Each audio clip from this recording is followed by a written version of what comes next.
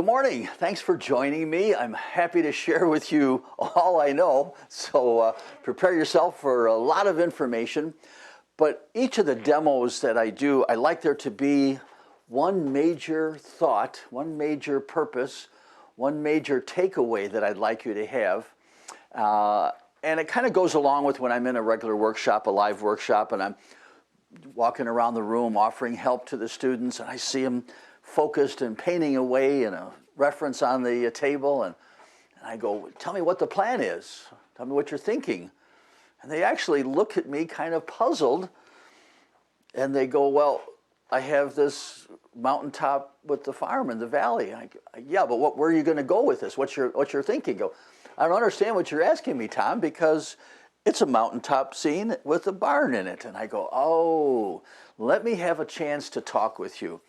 So my message for you is go beyond the reference material, go beyond naming the things that you're seeing in the photograph or in your sketch, and think about saying something extra. I had an interview not too long ago, and one of the first questions is, why do you paint? I go, oh my gosh, I have something to say. So my point is, instead of painting things for the viewer to see, I'm creating a painting to stimulate the viewer's imagination, giving them my thought about the message I wanted them to get out of looking at the painting. For example, I might want them to notice in today's painting, a dramatic little play of sunlight that I call a path of light coming across the scene. Or I may want them to enjoy the depth. I may want them to enjoy the little night lights. I might want it to be just color. Springtime, it might arrive, and we'll have some freshness of color. If I go to a market scene, oh, that's definitely what I want to push and show. So my point being, I'm going to give you a lot of information, a lot of techniques and so forth. And one of the things that I probably made a mistake early on, that's 100 years ago in my career, was I got caught up in improving my techniques. I felt I had to have a better way to handle the brush and so forth.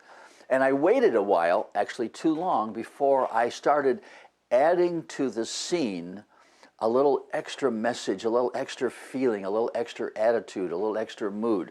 Any one of those words hopefully trigger what it is I'm trying to say. So that's the message that I have with you, and I'll show you that the reference material doesn't look the least bit like what the end result painting is going to have.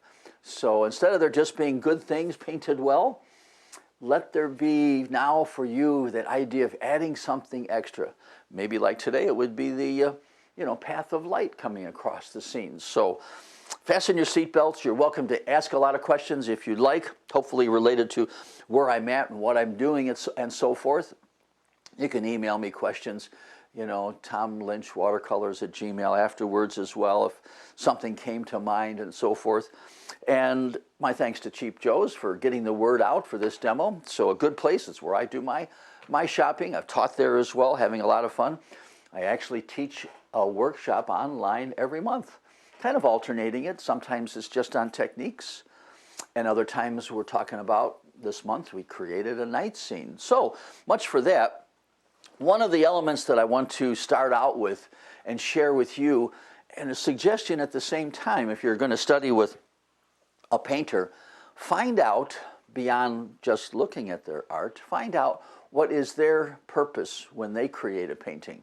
And I gave you a little clue on mine. My message, my reason for grabbing the brush, at the end of the day, I'm not worried if they recognize where it is, what it is, where it's made of, who owns it.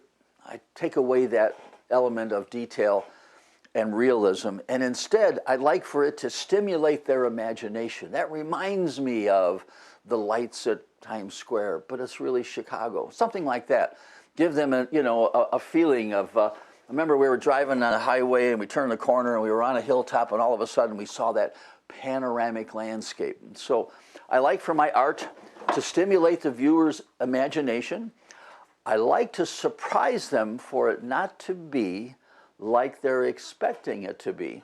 Well, they would be underwhelmed if you painted it and their only attitude was, gee, isn't that nice? So one of the first things I do in my workshops is to say to the class, we're taking the word nice and ordinary out of the vocabulary. And we're going to have something extra take place, you know, in each of the workshops that I do and each of the classes that I teach, and that's going along with the demo. So take a look here. I am no longer interested in the end result to be picture perfect, so I'm not guided by the photograph.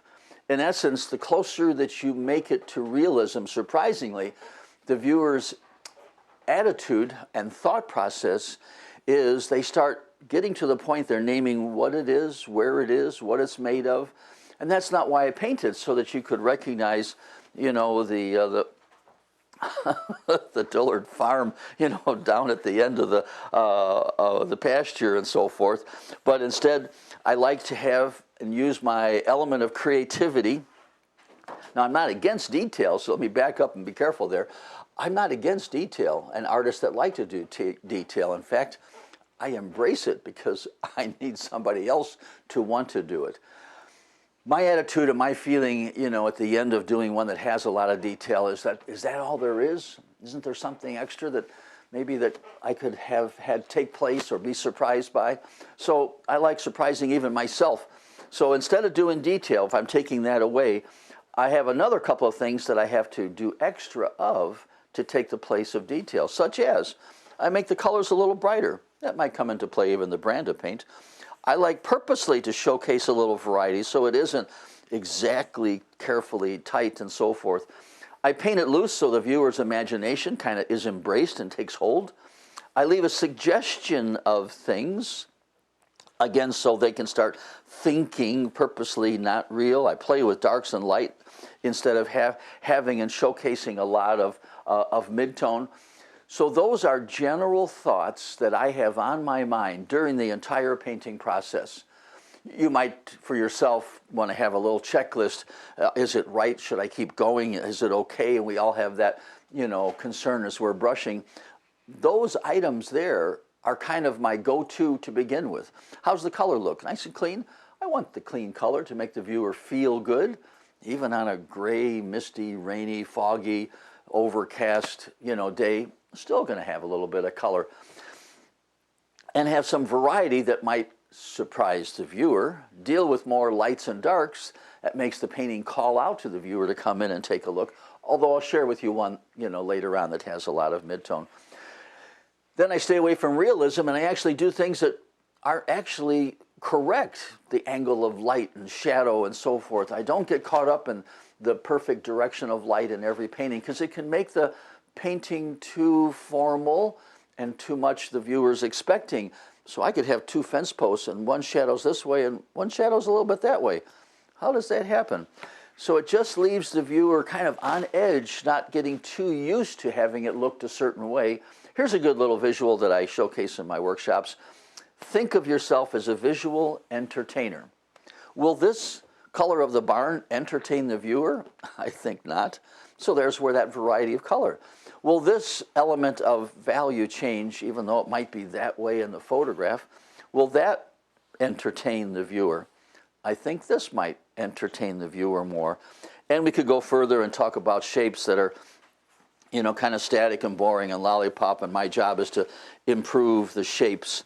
We'll talk about that more in a class that I'm having coming up next month on composition. So here's a good one for you. I haven't shown this in a while to my students. So there's a checklist for the painting. Now this checklist will help you along the way before you start, so that have a thought, maybe have a little preliminary sketch, a little practice painting of some sort, going through some of these items, and that also will be, am I done? Number one question, how do you know if you're finished? Hey, this same checklist will be a good guide for you to kind of know if you're finished technically as well. But another checklist I have for you, the painting. So there's a checklist for the painting, and a checklist for you, the painter. Take a look and take note of these items. So first and foremost, Composition. So if you have a poor composition with bad design shapes, your brush is not going to save it. That's another little, as I said, I'm getting into that in my class next month on composition. A value plan. And so I take and go through, having a little, value plan or value study before, I begin a painting, kind of working out what might be the lights and darks. So this way, I take away the thought or the worry, is this light enough? Is it dark enough? Does it have enough contrast? How about the edge? So these little preliminaries, and actually, there's always been a phrase, if the house is on fire, what are the things that you're going to grab? I'm going to grab my sketches before I grab the paintings. I mean, these little gems I can, gain from and learn from and get ideas for future paintings, at the same time. So I do my, I'll talk about materials in a minute, but I believe a lot in, spending some time, doing a practice, and I also spend some time practicing parts in the final painting. But so there's how my value plan comes about. I decide on a focal point. Number one missing ingredient as I travel and teach, other than composition, students seem to have the wrong place, wrong one, wrong size, and so forth. We'll touch on that. Unity factors, some harmony to the painting. Balance and directional patterns. Style isn't saying that you have to have one. I like the consistency of style. So I'm looking for unity. So sometimes the sky might be wet and wet, but the rest of the painting is hard-edged and crisp. Those two don't, match. Might be loose in one area and rather detailed in another. I like the idea of having to have the painting be very loose. Thanks, BDS. I was told to say I have not a loose painter, but I have loose paintings, and that's a good point. So I'm going to have a class on how to capture that loose look in a painting. My point is, I love the idea of having variety of style. That to me is a sign of a great artist, that not every painting, I could do night scenes and dramatic shadows like today all the time, but I've got to once in a while break the mold and do something that's a little different for me, and I will expand my skill and my thoughts, as a painter. Let's more importantly take a minute. I'm going to paint, I promise you. For you, the painter, are you doing something that's going to be better or different or hasn't been done 1,000 times before? Will this end result surprise the viewer? So these are things that I think are, nice hallmarks for being a better artist. Have that thought, why are you painting this? Remember that conversation I had with that student who was stuck on the beautiful mountain in the red barn in the valley? No, why? What's going on? What's the extra that you're going to have? Will it hold their attention? That goes along with that entertainment chart that I showed you. Something wow and different, such as I did in this particular one, having some bright rays of sunlight coming out, and you're forgetting about that it's a barn and a wagon, in a side building. Creativity and theme. Now, a good number of times I start the painting with the focal point. Every once in a while, when I have a dramatic theme in the painting, which is today's demo, dramatic little play of light coming across the scene, I will start with that. And so purposely, not every painting do I want to start in the same way.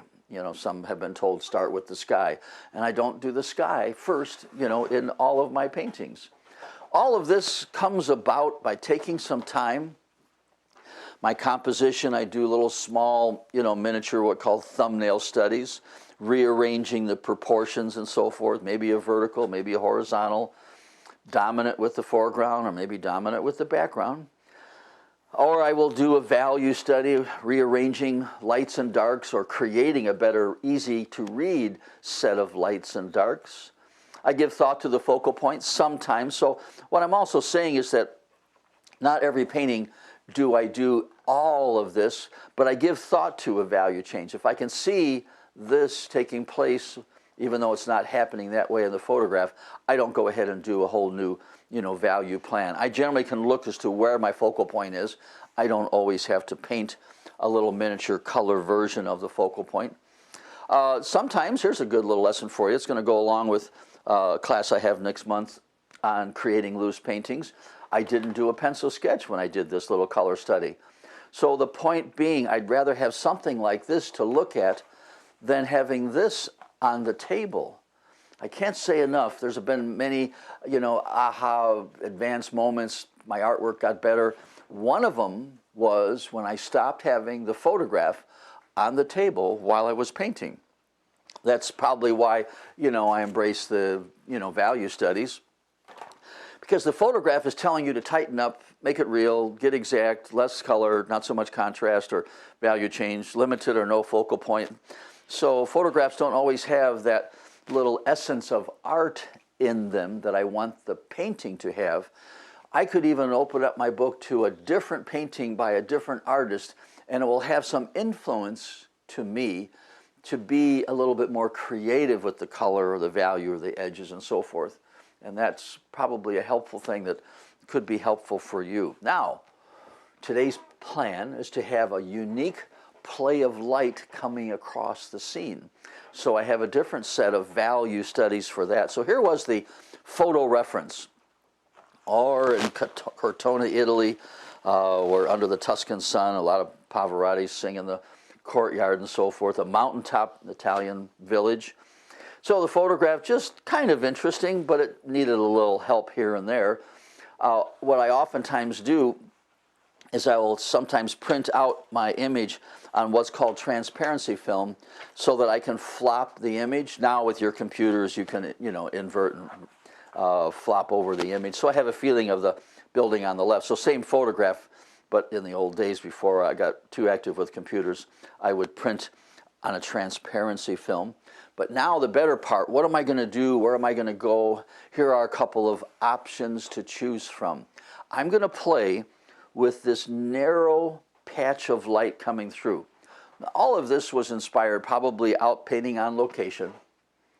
Good little compensatory pause there saying to you, you really can't complete your understanding of art and making art until you spend some time as well plein air, on location painting is what we called it 100 years ago instead of the wonderful term in the societies that are all across the United States.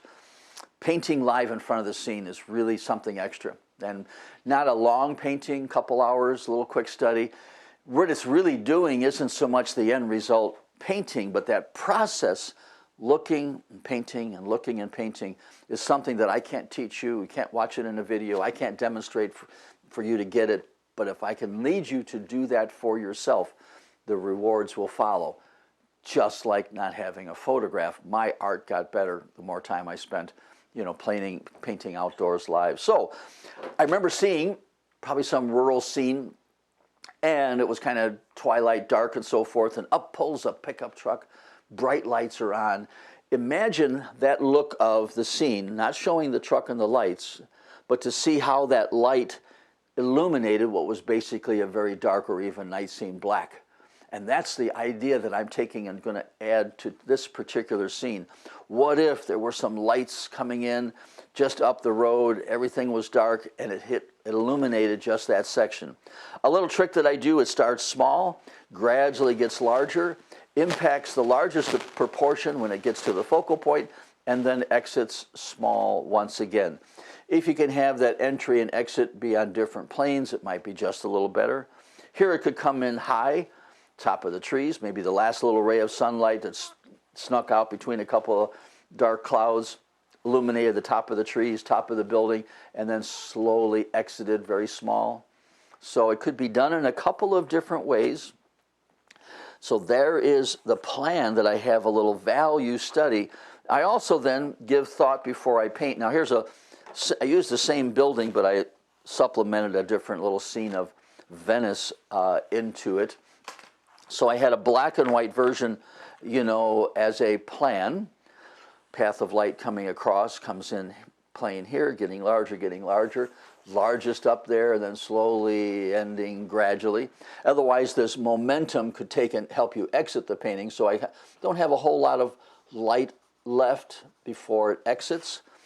Could have come in high, could have come in the middle. Then I give a thought to, I want to play this game of path of light coming in warm and having it be a warm color dominant, or should I have it be a cool color dominant? Then pretty much I'm ready to paint. Now I can get rid of the photograph. So the photograph is there. I need them. Don't get the wrong idea. In fact, I use a lot of them that you'll see in the composition class I'm teaching. I put together, a better sky, a better mountain, different trees, roads, kind of boring. I might change the little road with a little shape, pattern, design, and so forth. So I put together oftentimes, as I have in this one, I put a Venice foreground and I had that building in the background. Having that kind of a plan, then I'm ready to go. I can start the painting process.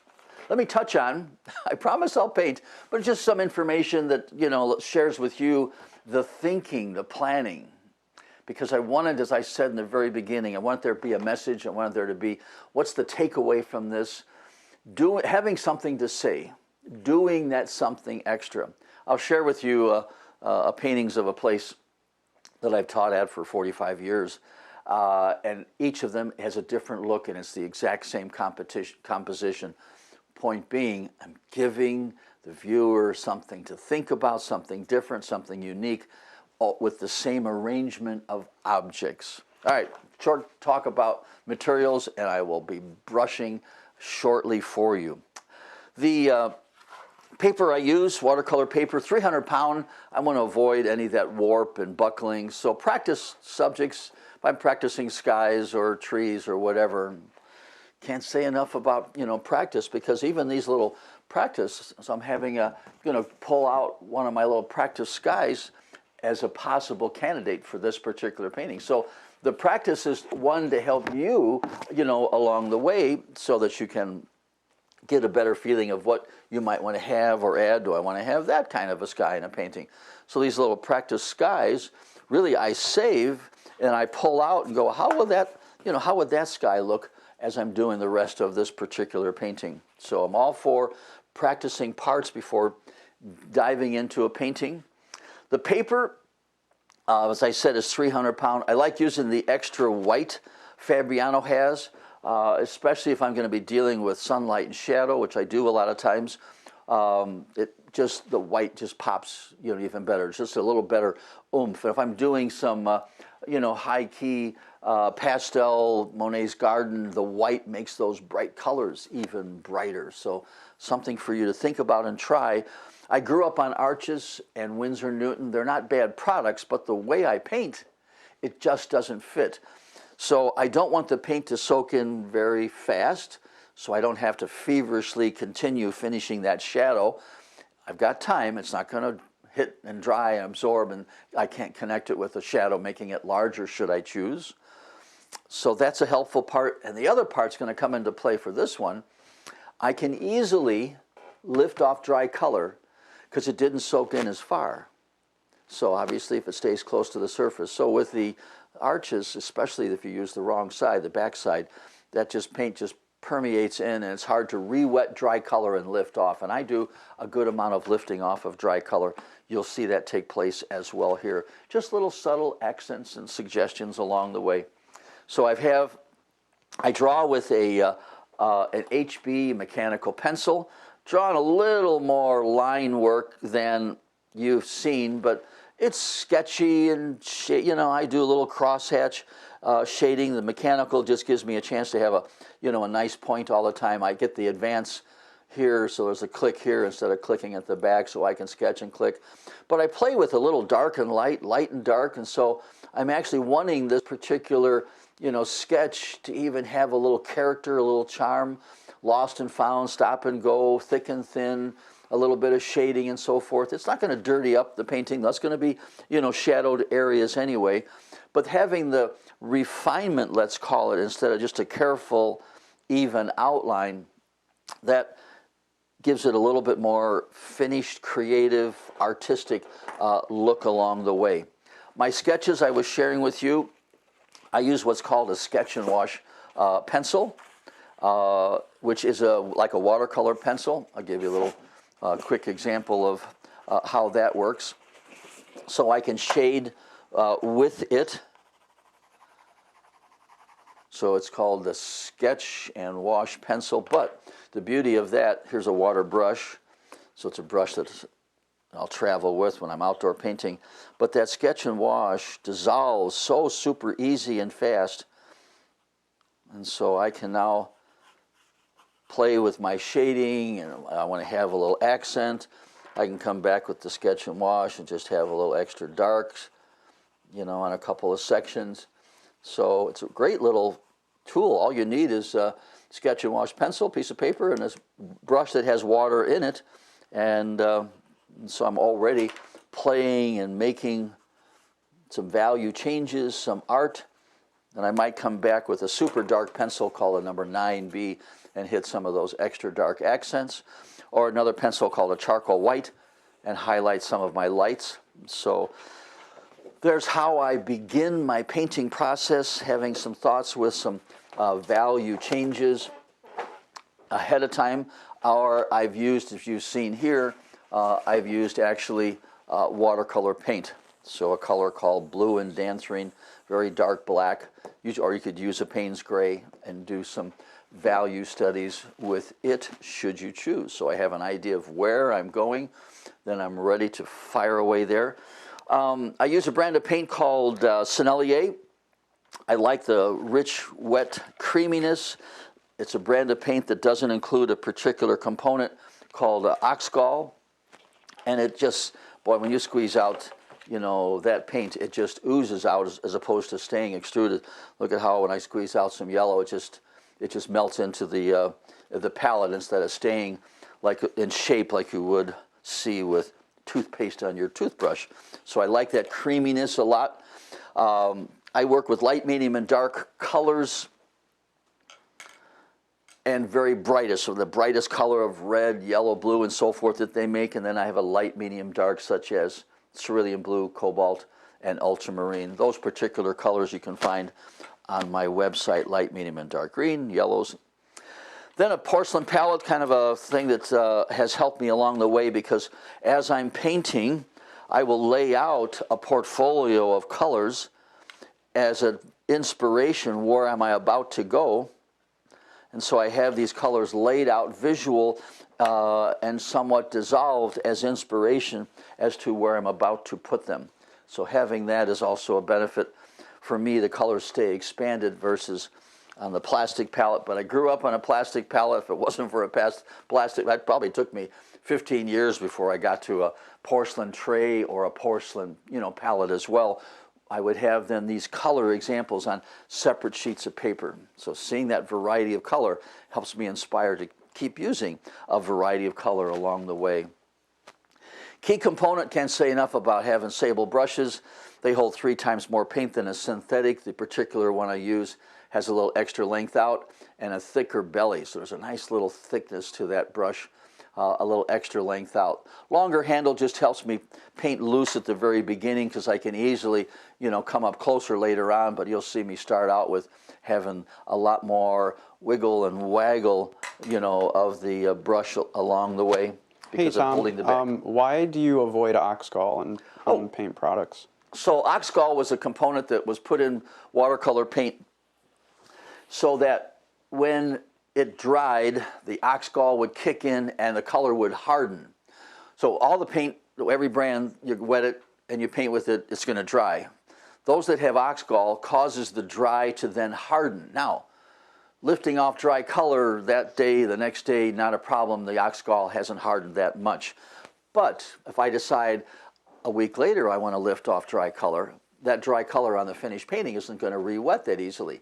Also, in my palette, I have never had to throw away dried up color, nor do I want to take an expensive little sable brush and be swirling around a rock hard color. So when water gets to that color, it activates the oxgall, color dries, and the oxgall hardens. So I don't like throwing away paint, and you know the price of paint these days.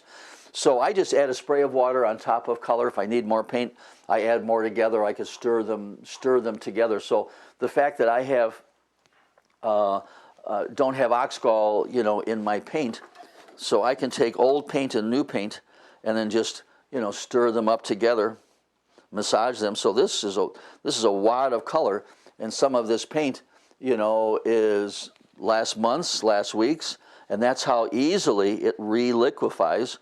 And I added a touch more, as you just saw, and so that's nice, not having the color dry so hard that it won't re-liquefy easily in the palette. So I can stir up any of those colors, and there's a good reason to have a brand of paint. Holbein is one that does not have oxgall, a little more expensive. I don't know why, but 30% more. Sennelier doesn't have it. They have honey in there as well, which actually gives a little boost of the color. So, and honey doesn't draw bees if you're painting outdoors. So yes, any questions, holler away. Joshua will follow up and read them to me. So now I have a good Yeah, no visual. questions yet. Just a lot of hellos from Sure. Texas, Arizona, Oh, Arkansas. thanks. So I have my value plan of what I want to have take place. I've made a decision. I want to go with warm colors. So I have a warm color visual to take a look at. So I'm going to leave just this little bit of white, a gradual gradation coming down. So as I'm painting away, this is what I have, you know, just off camera for me to see as to where I am going with the end result. And then I can take you there. So let's have some fun. Yellow ochre, burnt sienna, permanent magenta, cobalt blue. Sometimes I'll be using an ultramarine. Let's see, I can use a little more of that. An ultramarine deep and a alizarin crimson. So the alizarin is a non-staining, non-fugitive color. Winsor Newton has a staining one, be careful. Alizarin crimson, ultramarine blue, and burnt sienna. If I add greens, I might enhance them a little bit with a burnt sienna so that I make sure that my Hooker's green is going to be a little bit warmer, or if I use the phthalo green light, I'll add a yellow ochre to just push them to be a bit warmer so that I have a unity of warm color throughout. I'll save my phthalo blue for around the focal point along with cerulean blue, and there is a range of colors, maybe an orange once in a while to enhance some of this yellow ochre. The brushes I didn't mention is a 3/4 inch flat. They have a 1/2 inch flat. The round, now this isn't saying it's better or not, but the round is a blend. It's 50% natural hair and 50% synthetic. I've yet to find a 100% synthetic that is satisfactory, but $100 for a round brush that I don't use a lot isn't a big issue for me. I'd rather spend $25 and get a new one every year. And then a liner brush. So I have buckets of brushes. I got about 10 of these containers nearby, but it really comes down to just these four for the most time. Renaissance Silver Brush Company has them imported from Germany. These particular ones are.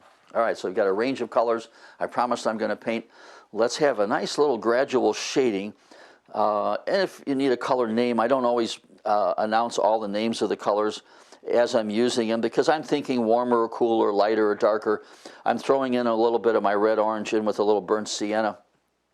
I want to do a gradual bit of shading coming from the top of this, building down. And so I'm building up to this being white. Here I'm going to have it be a slow, gradual, and I'm doing a little dry brush application. So there'll be a little bits of white. Now I'm adding more water to that. So we'll end up with almost just the white of the paper. Later to have color. So the point, if you're making notes, is that I'm emphasizing the glow of light at my impact area. I'm going to take this a touch darker. I added a little bit of permanent magenta into that burnt sienna. And just grade it, wash it coming down. And just a slight little bit of my Sennelier's Yellow Deep. So here's where I can take and create a dry brush mark because just the side of the brush, the belly, you know, is painting. And that's instead of having to dry out the brush each time. Let me show you what I mean here. So if I'm holding the brush and moving slowly, I can do this. But I can also turn the brush horizontal, and it's actually a loaded brush. It's got a lot of paint, but just the angle of the brush, I can get a little texture. You can't do that with a lot of your natural hair brushes because there's not a thick enough belly, or very difficult with the synthetic as well. Hey Tom, will you be using any Frisket? Oh, thanks for mentioning that. Sorry about that, kids. I did put some liquid Frisket on the lights, the white of the light pole, the little menu sign, and a couple of figures, a little bit of a box where there's going to be some flowers here. I didn't mention that in my materials. I use what's called a mask pen. So this is, when I'm using just small amounts of liquid Frisket, there's a tool that emits the Frisket so I can unscrew this and just squeeze it out. Majority of times I use a liquid Frisket called white mask, but yes, I didn't use the white mask because I didn't want to dirty up a brush and have to clean the brush, this little tool just squeezes it out gradually and I can smear it around. So that part that you see as far as the light post, menu sign, a little bit of the box near my focal point, this way I can be bigger and bolder with some of my brush strokes. So thank you. Dot bottles, spray bottles, probably should mention that. So I make use of a bottle that has the ability to lightly tap and then just a pattern like this will come out. You know, these spots like this. Here's clear water added once I've done. I like the different sizes. Your grocery store, dollar store, all the other stores now that have spray bottles, it sprays out an even fine mist. So I have color in them, the same colors that I have in my palette. Another benefit of the Sennelier creaminess. They will dissolve very easily, and we'll show you some of that. But it's a bottle, dot bottle, that long and hard, with the help of some friends, I was able to have a manufacturer create them for me. So, whereas I used to be able to find them long ago. All right, so I've got a little gradation going on, a little bit of color shifting. Hopefully you notice that I didn't put it down too perfectly. I didn't go just evenly back and forth and across. I want to make sure that I had some, you know, little irregularity, little change in tone or color, a little texture at the same time. So I'll continue with building this one now with this path of light coming across. And so I'm going to come in. I'll use a little bit of sponge. I'm going to leave a couple of white spots even for the trees. So I treat the sponge as if it's a brush. I mean, I'm dipping it in paint. I'm dissolving the paint. As I said, I put a little burnt sienna in with that. So this is going to be one big connected dark coming through. I'll back you up and let you see. So just like a brush, I would clean this out. I'll come back and remix. Here, I'll throw a little ultramarine in with that Hooker's green, so there's a little color shift. Here's where as well, as a little accent, in addition to putting paint down with my spray, my sponge, I'll put a little paint down. This is just Hooker's green. Here's a little accent of, I think I have a little phthalo green light. So my thought here, my plan is to have a little variety of color. Even though that's worth having the photograph, of course. If I just see one same color all the way across, I might paint the same color all the way across. In a few places, I'll take and loosen some of that color up. A little touch of water on what either the sponge put down or what my spray bottle put down. Keeping it nice and juicy and wet so it will connect in with now a color, alizarin crimson burnt sienna, coming across some of the building, and it might just throw a little shadow. And so I'm wanting the trees, the color for the trees, the color for the shadow section to blend in. Debating if I want to have little pieces of white accent showing. I might have at this moment, I'm going to play with the timing, so I might paint around a few tree trunks, or is it a fence post, blending it in with the juicy wet colors for the trees. I might restate a few of those tree darks. I'd like to green this up a little bit, so instead of using a brush, I can use my spray bottle to spray in just a little extra green over in that section.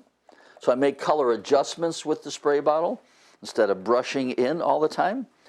I want to purposely have a little relief from the deciduous tree type, leafy tree, and I have, for the sake of composition, a variety of shapes. So it's not that I wanted to have pine trees here, and once again, not having the photograph in front of me gives me the freedom of saying, hey, let's do something besides the sponge mark all the way across.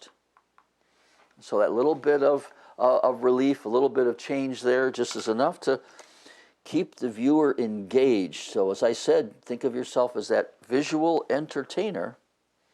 Will they be entertained if it's the same color, same value, same brush mark all the way across? I don't think so. And so that's where I'm not painting trees. That's the other little bonus you can get from me, is to listen what I'm thinking. I'm not painting trees. I'm doing variety of color, little change in value, different kind of marks to make it more visually interesting. I'm even going to take a round brush and rather, delicately paint.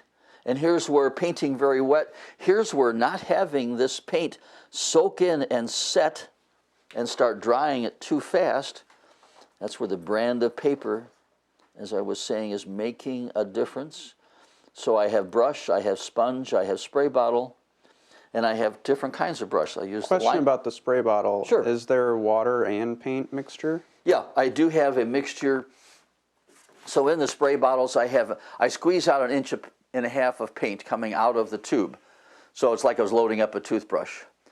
Then put that in the bottle, and then I add 1 inch of water from the bottom up, have 1 inch of water. So it's not 1.5 inches of paint filling the spray bottle. It's just a squeeze out, 1.5 inches, 1 inch of water.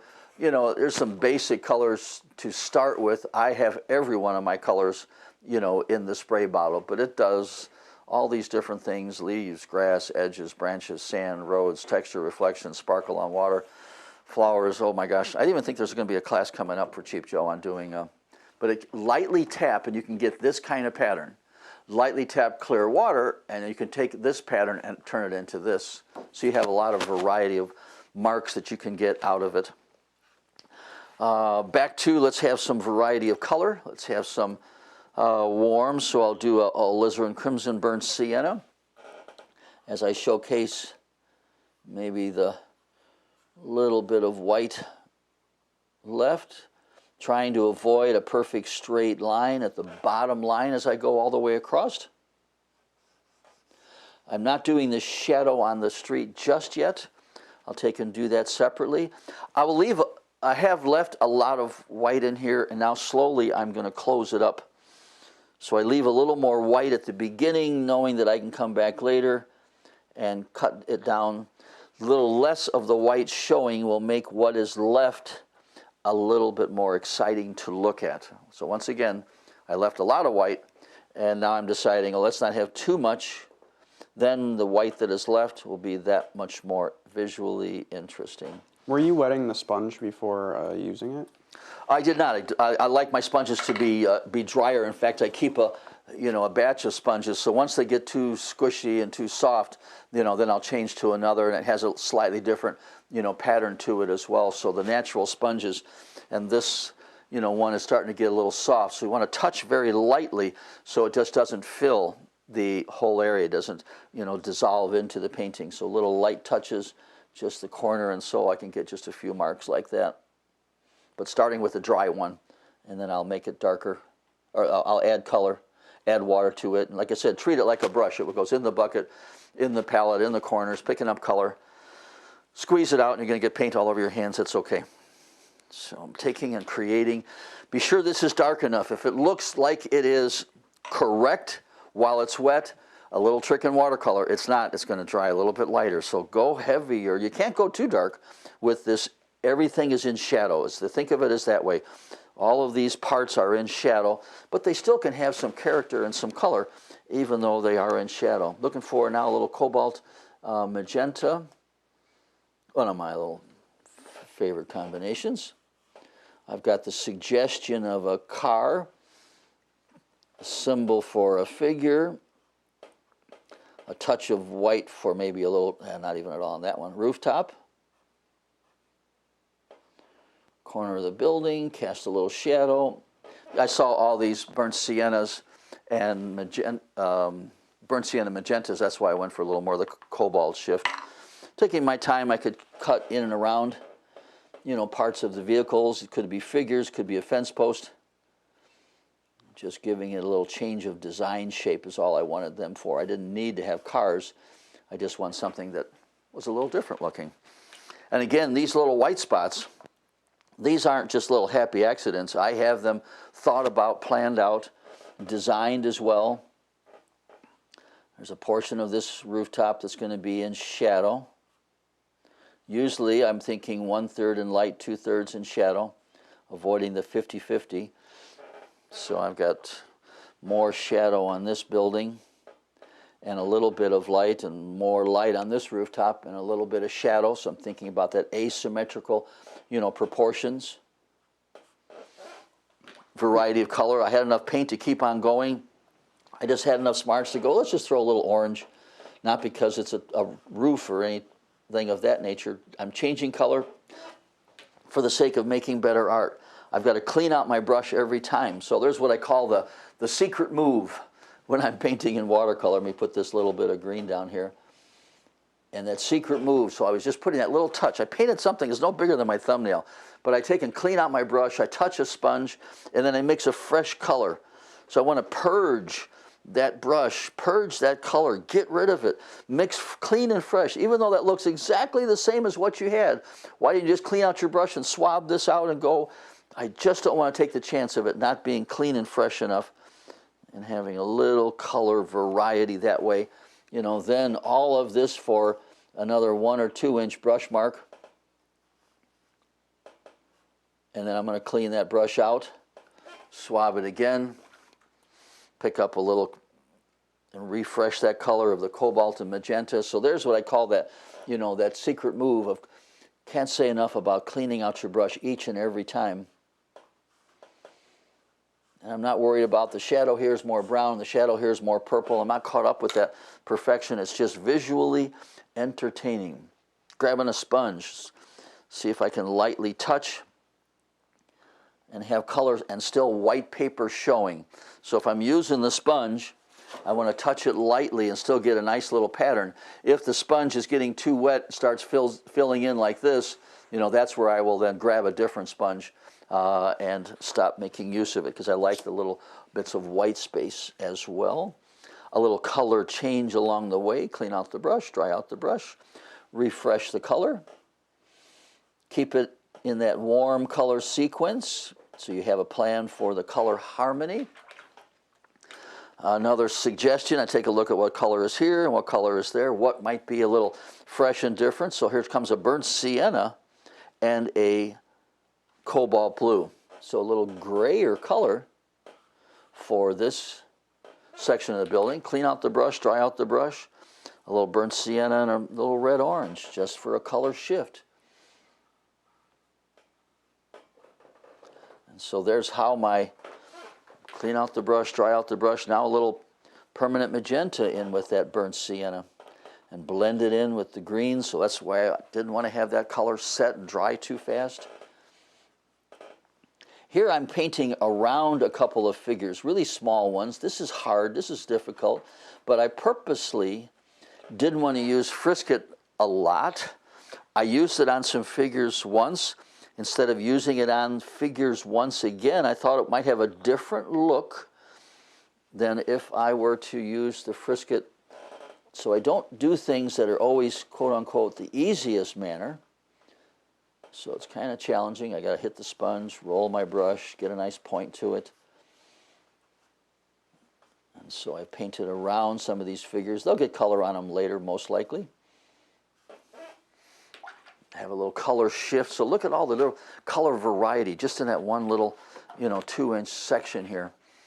I mean, this is, I said, I started with a burnt sienna and a cobalt blue. I had to think of the names. I don't think of names of the colors when I'm painting. And I'm having that blend in. Here's a little burnt sienna by itself going into permanent magenta. Here's cobalt and permanent magenta. A little more of the cobalt blending in with the green. And in that green, we've got some burnt sienna along with hooker's green. So that all those little changes in color will probably mean I don't have to do a lot of detail or brushwork in that section later on. So many times I have found, because I used a static, same, boring, continuous, however pretty color, even over here, look at the color variety taking place. I'm sure I won't want to go back and do any extras because just that color variety or the extra that I do won't require a lot. I'm not worried about perfection. I didn't smooth out. Looks like a little more paint on my brush in that particular spot.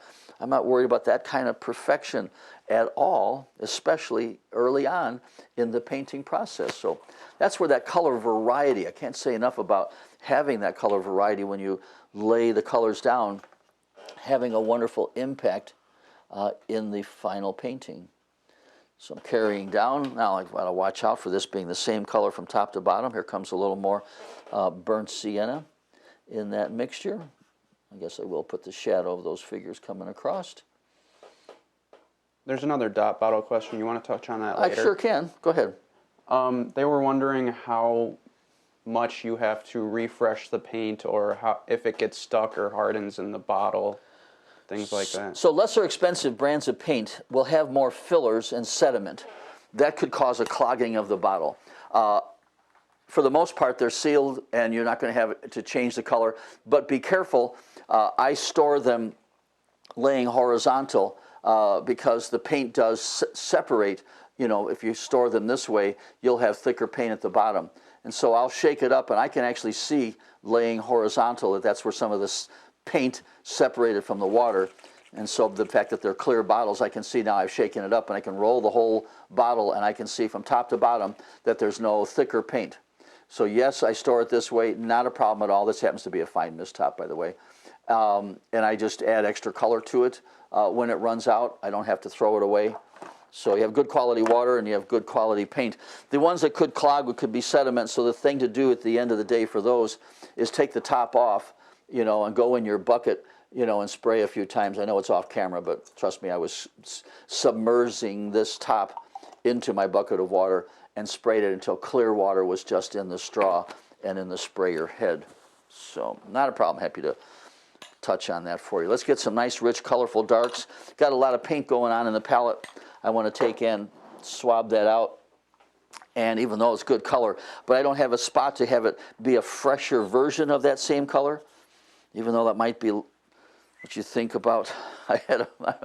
I'm laughing because I'm reminded of a phrase someone once told me in a workshop, and pretty appropriate. When you handle paint, paint as though your parents own an art supply store. And that way you're not worried about saving, and because your paintings are not going to be that colorful, you're not going to use enough darks.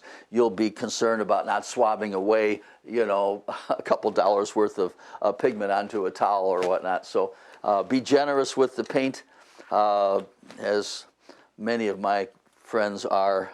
They just load it up and let it go. Good for you. Good mixing of variety here.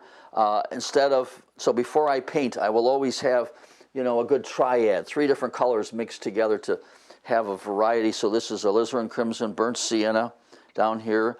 And I'm not homogenizing. By that I mean I'm not taking all of these and swirling to create one puddle. Here's a little bit more of the ultramarine. Here's a little bit of the ultramarine and the alizarin crimson. Here's a little more of the burnt sienna. And in this section in the center, now that's the 3 colors mixing that nice warm gray.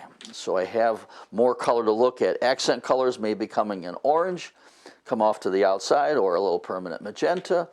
So I'm actually mixing what might be little accent, little shifts along the way. So there's how I lay out color, whether it's a tree, a rooftop, a fence post. I lay out color like that even before I begin to actually paint. You know, this is all about having a nice, rich, bold, strong, high contrast. And I had enough paint to finish it. I had enough smarts to say, hey, wait a second, let's just have a little color shift. How about a little burnt sienna? I'm having this be the shadow pattern. And again, I'm not making this shadow pattern up. I had it planned out. I thought about it. I looked at it. Wanted to have a little touch of, you know, red roof somewhere in here, but that's as specific as I'm going to get. And I didn't go exactly where that entire roof was. Let me let you see it close as I'm making some brush strokes. These are the cast shadows going across that other building. Now just having a little color change. I'm going to have this go right up next to both the shadow side of the building and the cast shadow at this moment are all one big, rich, colorful. For no reason other than I'm making art, here comes a little splash of Hooker's green and burnt sienna, similar to some of the colors I've had on the other side. There's not necessarily a tree, a bush, a shrub, flower pot with some hanging. I think I've got a little small spot to paint around. Making it colorful, making it interesting, making it dark enough, because it's all about, this is all the deep, dark, rich shadows that are seen. Here's exactly now where I like to have this paint not dry, is where I continued that shadow. So here's where other papers, that shadow, and this one I'm about to add up here, here comes a little cobalt and magenta. What a good combination. A little extra on the magenta side since I wanted to deal with it as a warmer color today. Other times I could put a little more cobalt and have it be a cooler color violet. Jenny noticed there's a tiny X on the upper right-hand corner. Is that front and back? Yes, telling me the front and back. I don't need to do that out of old habits with the Gemini watercolor paper. I've had to know what's the front. With the Fabriano, either side will work effectively with lifting off dry color. So, thanks, Jenny. That was a good observation there. Variety of color, change in value. Here comes a little burnt sienna.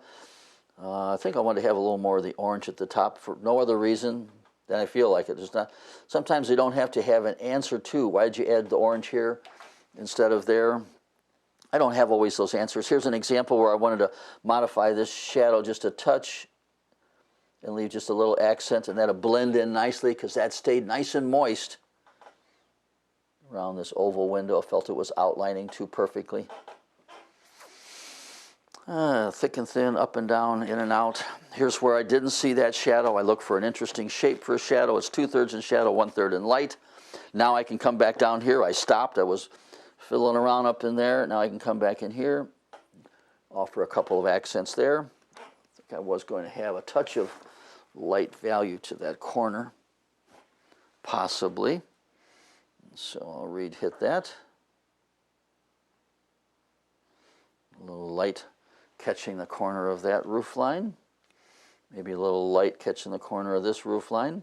Like I did before, I left a little more lights and then slowly eliminated some of them. Doing the same thing here. Now I'm getting close to what's going to be my focal point. So I haven't thought, where am I in relationship to my focal point? So now I'm going to start using, that's a phthalo blue. Here comes an ultramarine, but it's more ultramarine than the alizarin that I'm adding to it. So I'm having a little more emphasis to cool color. Here's where it was nice not to have to paint around the figures. So I can come very rich, wet, juicy. So in a warm color dominant painting, the added element of cool color in my focal point helps emphasize it. I don't have to overdo the focal point in this painting. It is something that I like to have stronger than most do in paintings. Maybe because I see it lacking a lot of times with helping others. But there's such an emphasis of light getting small, coming in large, impacting that area, that it will be a wonderful glow in essence. So my focal point is going to be pretty evident throughout the painting process. Here comes a little brush mark, burnt sienna, cast shadow, interesting angle, and the darker side I can connect it in. So I painted wet, but also the paint didn't set real fast so that I could come back and make some of those changes. Little color shift going on here. What haven't I used? I think I'll do that ultramarine burnt sienna. I'm getting far away from the focal point, so I don't want the color to be too intense, too bright. So yet a warm, so it's a warm gray with ultramarine and burnt sienna. Not as rich and golden as some of the reds or the orange and burnt sienna mixed together. Little color change as I'm going down. Now here's where, if we were there live, you would probably see the colors cooler back in here. I'm having it cooler close to the focal point. I'm not worried about how it would be really. So here's a warm color for this large distance. It's okay.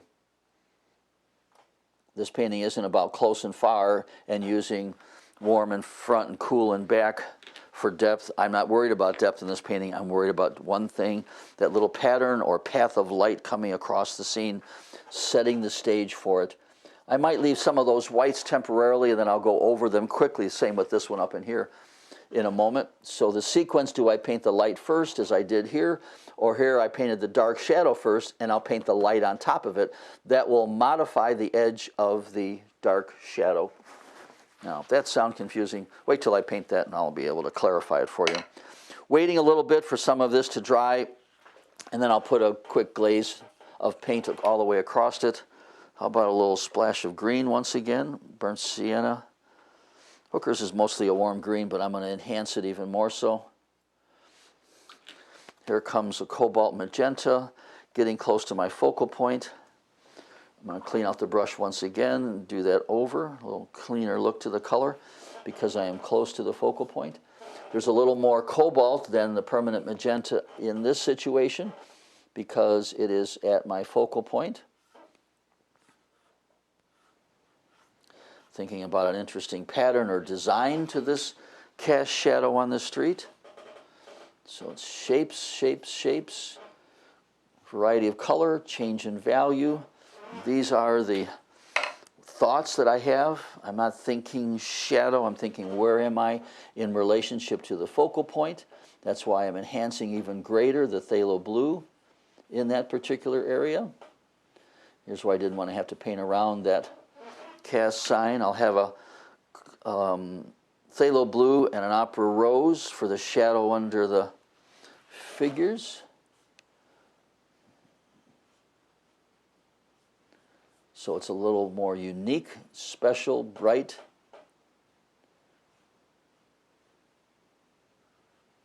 I'm not sure if that's how a shadow should be. I'm not worried about that kind of exactness. Nice big variety of color going on in here, from the reds to the greens, purples, violets, a nice neutral warm gray, a little cooler color. I might even push that cooler color a touch stronger. I'll drop in some more phthalo blue. Enhancing that and blend it into the other colors. So I enrich that specialty color for that section. There'll be some bright color flowers taking place there. Let me hit some shadows on the ground. So I did some shadows to the objects, the buildings, trees, and now I want to do some cast shadows on the ground. Maybe I'll hit this fence or this wall. So here's already, look at the big change from what the photograph had. I mean, I added cafe umbrellas. There was not a cafe here and so forth. I brought this light fixture over and I decided to make it more interesting than that particular one. Buildings are somewhat the same. There is a, no, there is not. Yeah, there is a small building in the background. I made it larger to have a nice little rooftop sunlight here on it. So you can see those already. This is a little brighter, warmer color. I know that. It's close to. So where keep in mind, where am I in relationship to the focal point? I'm right there, I'm right across the street, so I can enhance the color a little bit more. As then this shadow goes further and further away, it won't be quite as bright and quite as interesting. Here comes cobalt blue, permanent magenta, burnt sienna. So I'm having a value shift. Here comes ultramarine, burnt sienna, with a touch of alizarin in here. So I'm changing the light going to dark, so I have a little value shift taking place. I have some color variety. I can just swatch those colors down and I can still blend in. Here's where the paper is not going to cause that color to set and dry quite so fast. If there was a watermark or blossom, I could easily repair it. Do I want to leave a little light spot on the sidewalk? A small one I can. I get a little fresher color there. And a little cast shadow on that one, a little texture, a little dry brush, so I'm holding the brush horizontal.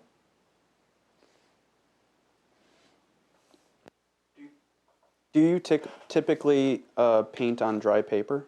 I do mostly wet on dry, yes. Because the wetting the paper is going to, well, of course I won't be able to have these nice little highlights of white. I can't get this nice little texture. I couldn't have those little white spots there. So I really love the look of some white in a painting, so it's a personal choice. Then having the paper wet might be easier in some areas, but it dulls the color, lightens the value, so it changes what I have from what I see, and I have to paint beyond. Gotta think for a second here. I have to paint beyond what I want to get, and here I can paint much closer to what I want to achieve, knowing that the surface isn't wet and going to dilute the value or the color. So that's just a different approach. There's times, misty, foggy, hazy, rainy, muted scenes that, yes, I will wet the surface, but this is a crisp play of sunlight and shadow, so I want the surface to be able to have a nice crisp transfer. There's a bush or a shrub here. I think I can have a touch of sponge as well. in addition to doing what's called closing off. So I want this, I don't want the eye to follow this light going out, and so I'm putting a bush or a shrub here to block the continuation of seeing that light. And so using a round brush to have some delicate little marks in addition to what the sponge would do. Looking for a little color shift. How about a nice warm, or a touch of ultramarine on there as well. I'm going to take some shadow. So here's where I was saying I was waiting for the timing. I'll knock some of those whites down after I hit this shadow coming across the front of the painting. Not too bright a color. This is a cobalt magenta, a little burnt sienna. Actually, it's more cobalt and burnt sienna with a touch of magenta, excuse me. Cleaning up and changing the color, here's a little more burnt sienna. So as the color comes closer to the focal point, it's a cleaner, brighter, fresher color. So the color shift is changing in relationship to the focal point. I want a cleaner, brighter, warm splash of colors as you get to that particular focal point area. And as I said, I wanted to have a small little play of light coming in at the top. And so I'll have this gray. Here comes a cobalt magenta, cobalt burnt sienna, excuse me. I'm doing okay, just don't think of names of colors. I'm trying to for your sake. I'm making this entrance of the play of light small. And slowly getting warmer as it comes closer to the focal point. So small, getting a little larger, really large. I might close off a piece of it here. I'm going to just clean out my palette, take a towel and swab out, and I'm going to share with you now some of the whites that I left. Are a little distracting, but I did that for the sake of timing, meaning I wanted some color to some of those whites that were left in the tree and not that bright of a white. And so by now waiting and doing the dark first and touching in some of this light color, I'm able to mute a little bit of the edge. If I painted the light color first and then did the dark, it would be more of a hard edge. By the fact that I have painted the darker part, now I am fitting in but yet overlapping the dry, darker part that we did at the very beginning. So I want a nice little warm play of light. Here comes a yellow ochre now. I don't want it as warm and as bright of a color. So some of the whites, even some of the greens, I'm toning down. So this mutes the edge. So again, the darker part was first, let it dry, then painting the lighter part, and I'm going just a little bit over the dark just to break down a few of the edges. So there is just that, a little more variety of edge. Same thing here, watch this. Here comes a nice little cobalt and magenta. I want to go quickly across this roof. Don't want these to be quite as bright. So little accents of light, even accent of light on that rooftop, or that wall right there, great. But not as bright as the white that's going to be at my focal point. So now I'm prioritizing some of these lights to be not distracting. Oh, I did something there, caught my eye. So I always have like a little training of my brush. When you do something right next to something else and it's exactly the same, my brush has a little electric charge that goes off and said, stop, don't do that. That yellow and that yellow were the same. Here comes a burnt sienna instead of that same yellow on top of that same. Same with the rooftop. It was just got through so easily to smack down all those yellows. And so here's a touch of opera rose on that rooftop, so that the color here is just a little less than the color, a little different than that color, a little different than this color, and we'll leave that spot white. I might just lighten that a touch. That can make that little change, can make that more interesting, and then not having you later have the feeling I need to do more. If this color was the same on there and there and there, I'd like to say I did that purposely so you would know what not to do. It's not true. I actually made a little mistake there. But I caught myself and I was happy that I did, and you could see that little bit of change that I wanted to make that whole thing just got a whole lot more interesting. A little light green, a little my lemon yellow, a little phthalo green light, And there's still touches of white going on in there, yes. Let's have a tint of color to the top of this and maybe a touch of dry brush. So here comes a little of my red-orange and a little dry brush for it. So that's a little different looking in texture. Changing that. Let's have a little yellow ochre burnt sienna and do that shading once again to the top. And I'm going to do a little quick dry brush just so that there is a touch of texture appearance. Makes this feel a little bit closer because I can sense texture. It's a little smoother back in here, so it's a kind of a subtle way I'm playing with close and far. You wouldn't see texture far away that well, so it just gives me a chance to have a sense of just that close and far. All right, let's move this further back. I'll let you back up and see a little bit more of the overall of the painting. And I now have a little, let's go with the magenta. So I'm now having the color next, and I'm kind of playing with the visual. I think I'll take the burnt sienna and go in with the my Sennelier red versus the burnt sienna and the permanent magenta, so that I can just have a little bit of shading to the top of that building. Clean out the brush, dry out the brush. Now it's a little bit of yellow ochre, a touch of texture. And now I'm going to double and triple brush. What does that mean? I'm going to hit this a couple more times and mute this edge. So that's where that color lays close to the surface, and I can just cause that edge to soften even more, give a little better feeling of distance by having that edge just mute down, because I brush, and here I just did one brush stroke coming across that section, so it won't dull it. Now that was dry, but I was able to kind of have that little subtle breaking down of edges so much easier. That's where the surface of the paper is helping that facilitate that. Let's have a little, oh, I can get away with just cobalt across this one here. That one's definitely going to be a double, triple brush. Here's just a one brush stroke. So let's compare how going across and leaving that white temporarily and going across a couple of times, and then now I'm just going to smooth that brush stroke in so it doesn't become a noticeable brush mark. And so once again, I'm going to take even a little more paint, a little cobalt blue. I can use cobalt blue because I'm actually wetting and picking up the color in the area, so it's not going to be just a blue.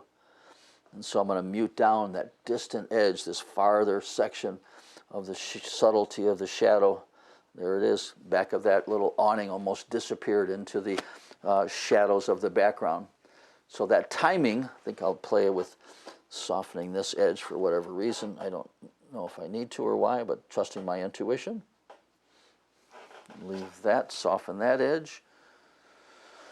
And now I have my path of light in color, with the exception of the sky, which will happen soon.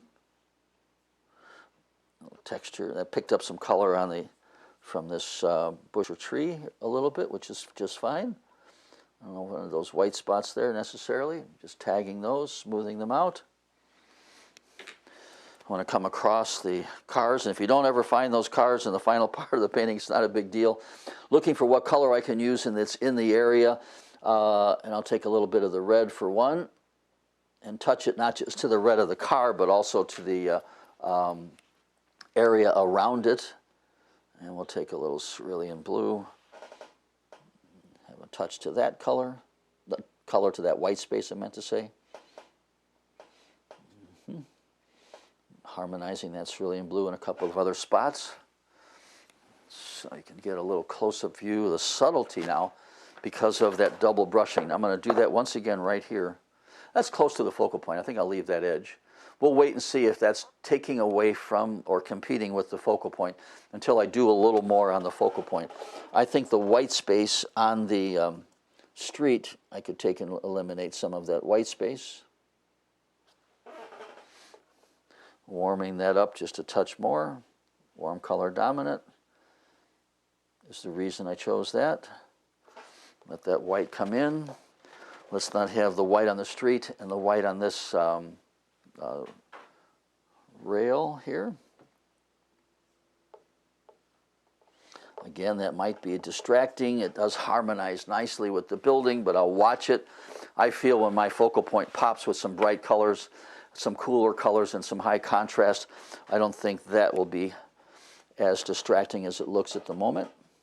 So there's a little light color to that part of the... So little hints of... So the whole story is about really lights and darks. I mean, we're calling it the path of light, but it's what's deep in shadow and 1/3 light and 2/3 of things in shadow. And so these little accents here and there, which again I couldn't accomplish if the paper was pre-wet. So you'll see in a lot of my works that I like to have that light. A touch of some dry brush across the street. Possibly a few little ruts in the road, a little directional pattern leading my eye to. A little thicker here and thinner. Edge of the brush, side of the brush, corner of the brush, the full flat of the brush.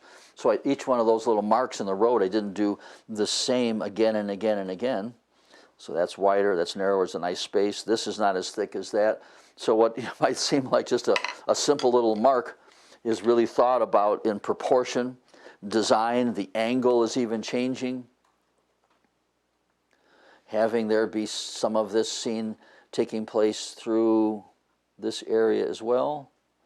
A little accent of darks along the way. So I'm using the side of the liner brush instead of the straight up, crisp lines. So that's where I make use of as much with this brush. The side is a little less than perfect. That's just a little too exact and mechanical. So having the brush up in the air, put a little more paint on there so you just see it. So if I have this handle up in the air, I get a clean straight line. That's kind of a boring little line for a rut in the road. That's why I did the side of the brush just tapping several times. And I'll do that for branches as well. So it gets a little thick and thin, a little more creative. And again, I can always tighten it up later. So I start loose because I can always tighten up loose paintings. I leave a little more white because I can cover up some of that white later on. I use big shapes, paint with large, simple shapes going on. Increase the contrast, increase the variety of color, makes all things that more interesting. Time to get rid of the sky because what's happening is I'm not able to really see this path of light, by this large area of sky. And I'm going to rely on, as I said, some practice examples where I'll have off camera. Do I want to have quite that much dark? Maybe not. Here's one that's got a little less of that. So here comes yellow ochre, permanent magenta, cobalt blue and permanent magenta, accent of my red orange or Sennelier yellow deep. There's going to be a little bit of lifting, going on in that particular sky. So I'm seeing how I like that. Might even like that little bit of light if I can get away with it. A nice value change. The more value change that I have, the bigger the feeling of distance. So get the feeling how there's so much more contour and gradation in this example than this one. And so that's why I'm favoring that particular visual. So I can't say enough about practice, practice, practice, as I have done with those skies. There's times in which I could have on this particular one, if it wasn't for a demonstration painting, I might have taken the time to put some Frisket film or liquid Frisket on top of the buildings, and that would have saved that particular building. So by that I mean there's a surface called Frisket film. There's a red package right by your knee there. It says Frisket film, one of those layers there. So this is, you can see the shininess. So it's like contact paper. It's called Frisket film. You can take and lay it down, put it on. Here's what the package, looks like. And it's super sticky, mostly used for airbrush artists. If I was concerned that I couldn't go around this building and still do an effective sky, I would have blocked it out. So for here, if I was to add a sky, I couldn't be that intricate around and didn't want to muck up any of the shadow patterns on the building. So that's where Frisket film would be a nice mask, that you could use at times. I'm going to go without it. I will stay around some of the white. I do have, as I told you, some of the liquid Frisket for the lamp poles. So let's take and clean out the palette. Time for another bucket change. Get some clear water. I'll put a fresh sponge there. You've got a sequence of colors, and the darker that I make the sky, it's only going to help exaggerate the play of path of light coming across the scene. So Another one of Cheap Joe's sponges in place. How handy that is. Clean up my hands. Fresh variety of color. Hey Tom, Kathy Yes. is wondering who are the artists that influence you the most? Wow, there's a whole list of them, Kathy. For value change, which is what's taking place here, John Pike. And mostly what I got from him was the close and far, exaggeration of that. So each of the elements in my art, the looseness, Nita Engel, first wash, Irving Shapiro, Charlie Reed, color, Robert E. Wood, composition, Ed Whitney, softness, Zoltan Szabo. So I would look to see what I was weakest at, find who was the best at it, and just show up and take a class or pay to watch them paint or whatnot. So there isn't any one particular artist. So there's many different parts of my art and parts of the paintings. Exaggerating, there's even an oil painter, Richard Earl Thompson. We spent time, he's an oil painter, so I didn't spend time with technique, but looking at photographs and, like I'm saying today, having something to say, doing something a little special or different instead of just painting Cortona, Italy. And so there's each of them. So I didn't look for any one particular one. And there were, others along the way that have had a good influence. So, but there's a short list of the ones happy to share with you looking at that. And I would repaint almost every painting that they would have in their books and learn from that, vicariously trying to paint what they painted, the way they painted it, and get better. So here comes yellow ochre. Touched it with a little bit of red orange. Here comes permanent magenta. How you doing? And I'll touch a burnt sienna or yellow ochre. Here comes a little cobalt and permanent magenta, cobalt blue. If I need to get even darker, I'll go alizarin. These look pretty similar, but it's really my permanent magenta I mix with cobalt blue. Great little couple. This is alizarin crimson. I'll mix with ultramarine blue. Better combination. They don't overpower one another. So if I was to use cobalt with alizarin, the alizarin would overpower it. So that looks similar, but those are the light, medium, and dark reds that I have, along with the light, medium, and dark blues. Phthalo blue, is more focal point, specialty color. My blue and danthrine, I don't have black. I'll have a blue and danthrine. So it's a good mixing color. Can make greens and violets. I avoid neutral tint, lamp black, Payne's gray, although I'm looking at sepia, neutral tint for a black in a painting. Here is actually a little bit of Payne's gray, but on plein air or on certain paintings, I use it just to create a green out of it. So it's a little different green than the ones that I can create. Phthalo green light, Hooker's green, phthalo green dark are the greens, but I do a lot of mixing of blues and yellows to make greens as well. My earth color, burnt sienna, yellow ochre, orange, red orange, Sennelier's red. I would suggest, to take a look long and hard at your primaries. A lot of people only have cadmium yellow for their primary yellow and cad red. They're really not pure. They're not solid. They're not all the way to the spectrum of red. So this is Sennelier's red, like a Winsor red, even though Winsor red stains a lot more. Even though that's called lemon yellow, it's not like the lemon yellow in a lot of other brands. That's their highest key, brightest yellow. So that's why I find a lot of workshops, they go with cadmiums for their yellows and reds, and they're really not, what I feel, all that bright. I'm not going to wet the paper. Sure, it would be easier if I did, but I'm not looking for easy. I got a little bit of that blue and danthrine coming down to my yellow ochre, so I'm going to sweep it away. And I'll have some accent colors, and I want to have a little either Sennelier yellow deep or adding a red orange. I'm going to go with this Sennelier yellow deep as a little base color underneath here. Now I'll take and go around the tree, otherwise this will dirty this up pretty quickly. Painting rather wet, so I don't have the panic of having to, it might be a bright color. I'm going to watch it. I'm going to hit it first, my alizarin crimson. Excuse me, I said that it was actually permanent magenta. There we go. Don't want that big of a yellow at the bottom. But it's easier to start with a larger portion of that lighter color and then do dark over it. I'll probably lose some of these trees, and I'll come back and repaint them. By losing them, I mean the edge will dissolve and blend in. I do want some blending in, especially across that section of the tree, to have there be more of a muted edge. That's why a good number of times I do paint the skies last. And it wasn't that difficult going around the buildings. Let's get to that cobalt blue permanent magenta. Let's get a little more cobalt blue going on. Make a decision. It's either half light or 2/3 light, 1/3 dark, or 2/3 dark, 1/3 light. I'm going to go now a little alizarin crimson and ultramarine to hit this dark, even darker at the top. And I'll break this down. I'll have some shape and shading going on. I want to get just a basic little gradation established. I'm going to bring down a little more permanent magenta across this. Again, the darker that I make that, this part I'm going to fit in later. I want to deal with all these particular gradations and subtleties and accents. And I can't get away with just soft, wet, and too wet sky. There's way too many hard edges going on in this painting.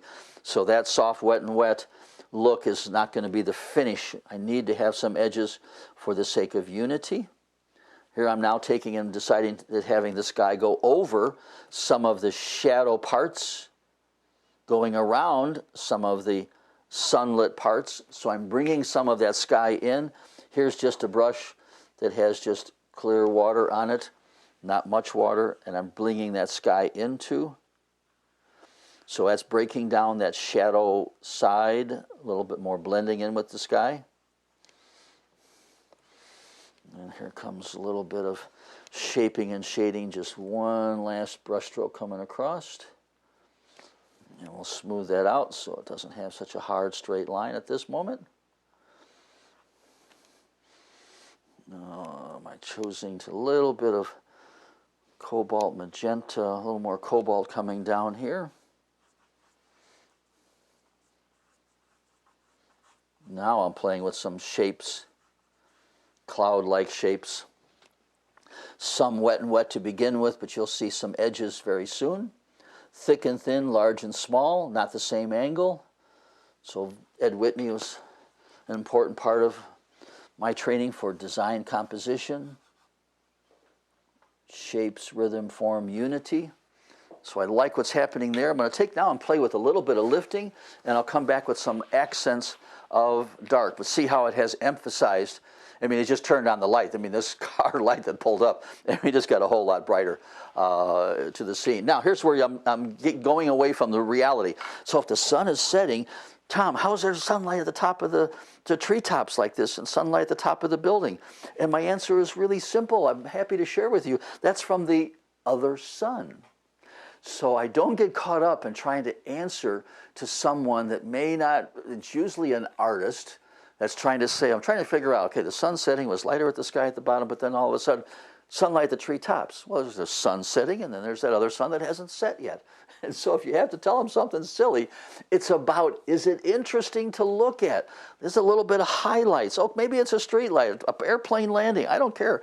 But that's just giving a little play of light and shadow and a big play of that path of light coming across the scene. So it's about having it be entertaining. Remember that chart way back when? So here's where, now a natural hairbrush, I'm lifting off. And I want a touch of stratus cloud because this painting is taking on more of a geometric, architectural look. And so rounded cumulus clouds would only match this tiny little part. It wouldn't have the design match that the rest of the painting. So I'm thinking about unity of shape.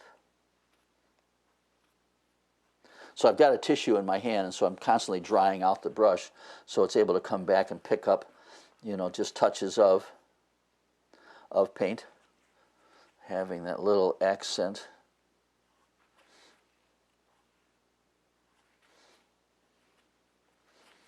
Coming all the way across. So obviously that sunlight is somewhere there glowing, creating that. Taking my liner brush and taking some of that Sennelier Yellow Deep and a rather thick version of it, so that means I got to get rid of some of the excess water here. And I'm going to come back and lace a little accent color in the painting, but this has to be a rather thick, almost pure paint. But here's the softness and the milkiness. You couldn't swirl around a dry cube of paint, you know, and I'm going to do a touch of red orange in there as well. And so I'm going to have there be, and this will not create as much of a watermark or blossom, but I can create different patterns or shapes and sizes. Let me get you in closer, see a little of this activity.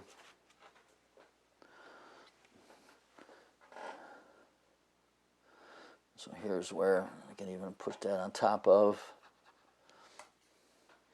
There's a little shape and form. There's a little cloud, lights and darks. There's a little thick and thin. There's a little wispy, colorful. Here comes a little red. Sennelier red along with that orange as I go into that purple. So what I like about, you know, the liner brush, it doesn't have any control. So here's what's taking place. You know, I can get these delicate little lines. I can get small little spots. I can get a nice little, you know, wispy cloud-like look. I have all these more interesting shapes and not too perfect and mechanical that a round brush would achieve. So, Paul is wondering, how long have you been painting? All my life. Grade school, high school, college. I was a commercial artist, did black and white illustration, and only to build time so that I could then build a career of following and teaching. Surprisingly, the teaching was a temporary gig, but it turned out to be too much fun. I liked people. I enjoyed surprises that they felt when they got better, and so I maintained the teaching. And I only do online. I got one spot that I'm teaching live at in the September, Upper Wisconsin. I'm from Chicago, and a place I've taught at for 45 years. So I started traveling and teaching there, and I told them I would, as I stop traveling to teach, I'll still come there once in a while. So, but my online class, the idea is you can see the replay, you can watch the replay of this, you can do stop, fast forward, you can practice the sky, you know, all the things that I'm doing and sharing with you that you'd like to have a shot at. You can do better close-ups. I can show you better examples, as I will in a few minutes, of other paintings that I have that relate to this particular idea of having something special to say. Remember, that's the purpose of this demo, is to have something other than things to see, have something to say. Just now coming back where I did the lifting off, and then this color will come off a little cleaner where I did the lifting.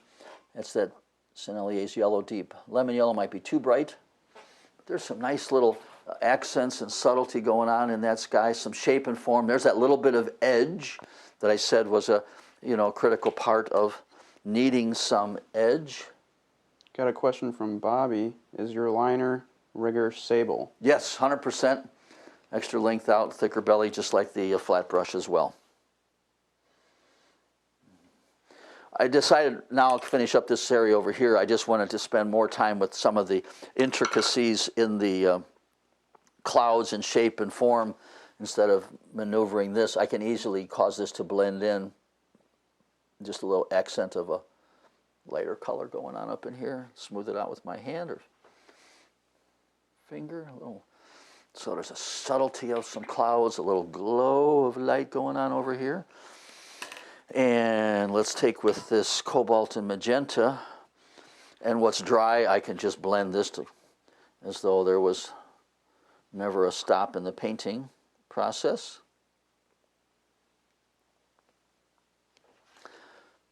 Two different types of classes I'm teaching online. Some of them are just techniques. This month we had a different class where we talked about how to create a night scene painting. The first 3 hours, I practiced different techniques of skies for night scene, different ways of doing night scenes. Then we create a night scene, either from your composition, mine, or both. And then what I do with my workshops is I offer for 3 weeks after the class to answer questions, to review your paintings. And then the other type of class, which is happening next month, is just on techniques. Generally watercolor techniques, such as how to capture a nice loose start to a painting. And the other 3 hours is going to be composition, how to create a good composition, a winning composition. Good is not good enough. A little ultramarine and alizarin for the very top dark over here. So I have my path of light. So now the challenge is, how few brush strokes can I use to pull this painting together that has a focal point, has a little bit of shape and form, looks a little, incomplete in a couple of spots, but the success is going to be based upon maintaining what was the purpose, where you wanted to go. And where I wanted to go was going to be having the first thought, when you first look at this, to be that feeling of that path of light. And so I will not overdo a lot of the detail and refinement, but the next step, I don't need to dry it because I'm not going to touch the sky. It did go dark at the top and light at the bottom a touch, like was taking place over here.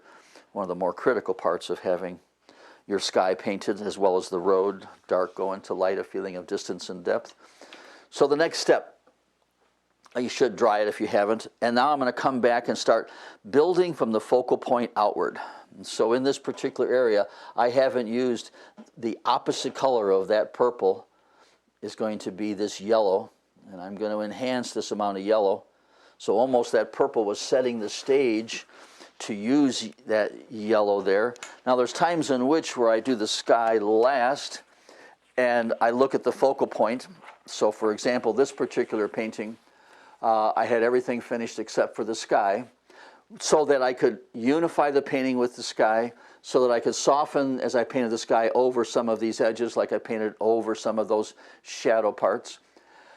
And what told me what color to paint the sky was the focal point. And what was happening in the focal point was yellow, and what was happening in the focal point was white. So it told me the opposite of yellow was going to be that lavender, and the opposite of white is not having any white in the clouds.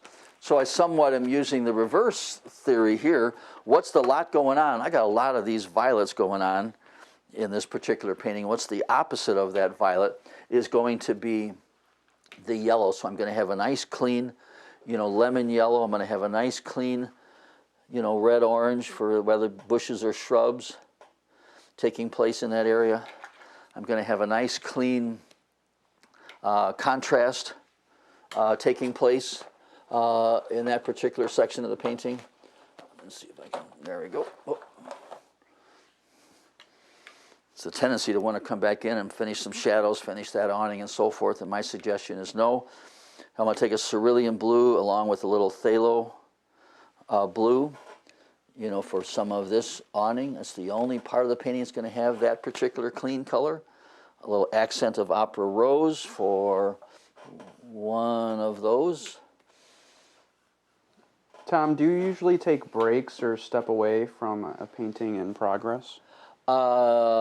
If I'm only unsure of what to do, since I have such a good visual plan where I'm going, so I'm in favor of what you're saying. I'm in more favor of your doing what I'm about to do for you, and that is put a mat around it. So having, and this is one of these little cheap Joe called gem finders. They're plastic. What a brilliant idea. They come white, and the white's not going to help me but see the darks. If I want to look at the white part of the painting, I painted the other side black. So having a border around it will help you gain with that walking away and coming back, gaining a fresh perspective, which I'm in favor of. I still have an idea of what to do, so that walking away, stepping aside might be more important if you're unsure. Is this too much contrast? Is that distracting? If you want to have a better answer to those questions, sure, that moment of stepping aside and then coming up to it would be helpful. But I have a good idea what I'm looking for and what might be next, as I'm putting in some nice little contrast for the best contrast. I'm going to leave this wall white. For me, that walking away takes place when I really have, one or two layers of color, and before I do a third layer, I want to take a look at it with a fresh perspective, looking at it, a reducing glass, looking at it with a mirror, take a compact and see it in reverse. And so I would have a mirror here, and I would, look at the mirror and see the reverse of the image. In a workshop, I have an overhead mirror, then I would see it from a distance. Those are all little great suggestions to get a fresh perspective on the scene. I'm all in favor of. But moreover, if I was unsure about what or where to do next. There's just been a couple questions. Fire away. Good timing. Asking if this will be available after Yes. the live ends. Yep. I'll keep the stream live for at least a month or so. Tell your friends if they want to watch it as well. Let me just clean up my brush there. It's got a little paint on it. Paint on me then. I may put it on the website if I make some changes later on. I'll put the actual image of the finish, so you can download and get a printout if you would like of the. And usually I'll wait a day or two to see how I see it behind a mat, see it from a distance. What you were describing is something that I'll do. By the website, do you mean tomlynch.com? Yes, thank you. So I will post a picture of this on my website. On the internet classes page. So clean, crisp, little high contrast. Here comes a bright little phthalo green. Oh, still got paint on my hand, excuse me. And brush, there we go. I'll peel off the Frisket in a minute. So I believe in painting what you think is 90% finish, saving that last 10% maybe for a chance to look at it from a distance, see it with a fresh perspective, hours or a day later. And that might help keep it from overworking. The idea of the mat on it like I have now, I think is a great tool to help keep it from being overworked. I think that awning could have been a little redder.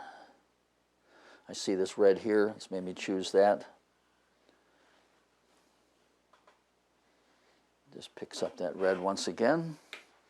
And I'm having a large, a medium, and now a small size of that red accent coming in. I'm careful with wanting to paint around and not just spend all that time right on the focal point.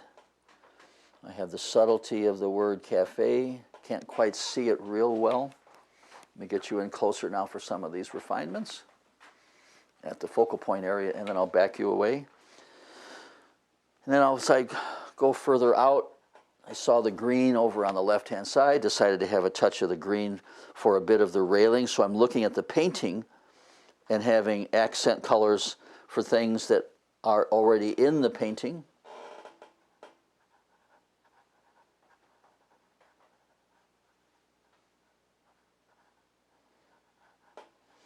Stop and go, lost and found, thick and thin, just like the pencil sketch was. Remember that pencil sketch before? And you saw little bits and pieces of it close up. Wasn't even straight lines all the way across. So that's even how I'm painting now with some of these suggestions for taking advantage of watercolor and just dropping in color. Not too bright a color because I'm looking back at the focal point. I don't want to have such a bright color that it takes away. I don't know what that is. It was a little poster sign, little patterns. Goes along with the patterns in the painting. I want to have a touch of this being red to green, somewhat the Italian colors.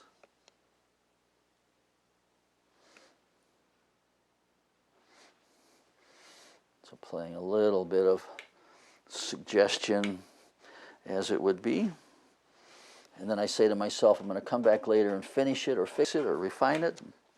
Good number of times that doesn't happen. I'm going to change the color of that awning to be green. And it was probably, they were all the same color. A touch of that red and green next to each other, those opposites, along with being the color of the flag of Italy. I think that idea go as well. Touch of that blue because it's the focal point cool color. Opposite for the rest of the painting. Silhouette of some figures. I think having this much urban in a scene and not having some figures would be out of character. Thought there was one here or not, maybe. A couple people were asking about your pencil sketch, lead and type of pencil. HB lead mechanical pencil with a 0.5 thickness.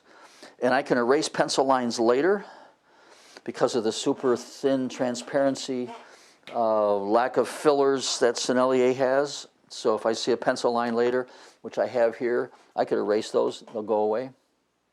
So that's why I'm not all that concerned with the pencil lines. A nice clean bright orange for that shirt, for that figure. I don't know what it is, but it's a nice chance for a good little contrast besides the dark of a figure. There's probably a sign there. I'm going to have, I remember there's liquid Frisket here, so I'm going to go dark around this.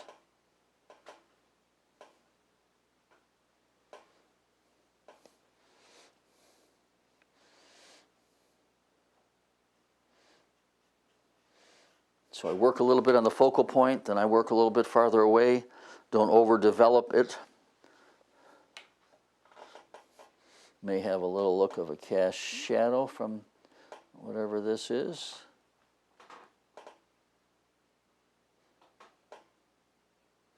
Just didn't like the flat, even plane of the wall.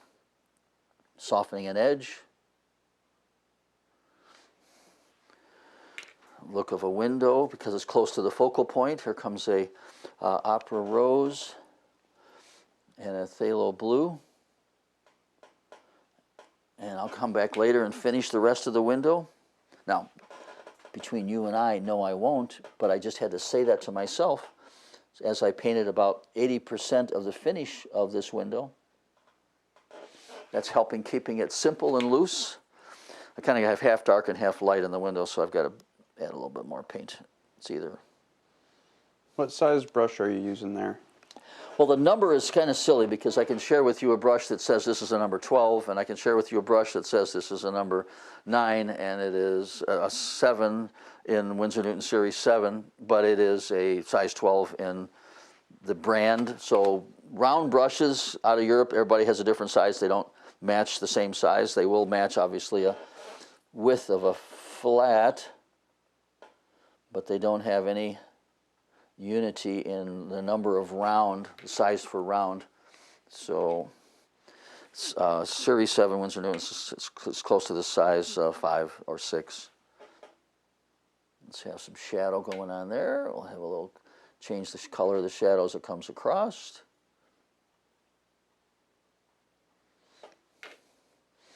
I'll have that, I don't know what that is. It's just casting a shadow. I don't want an even, perfect, same, thickness.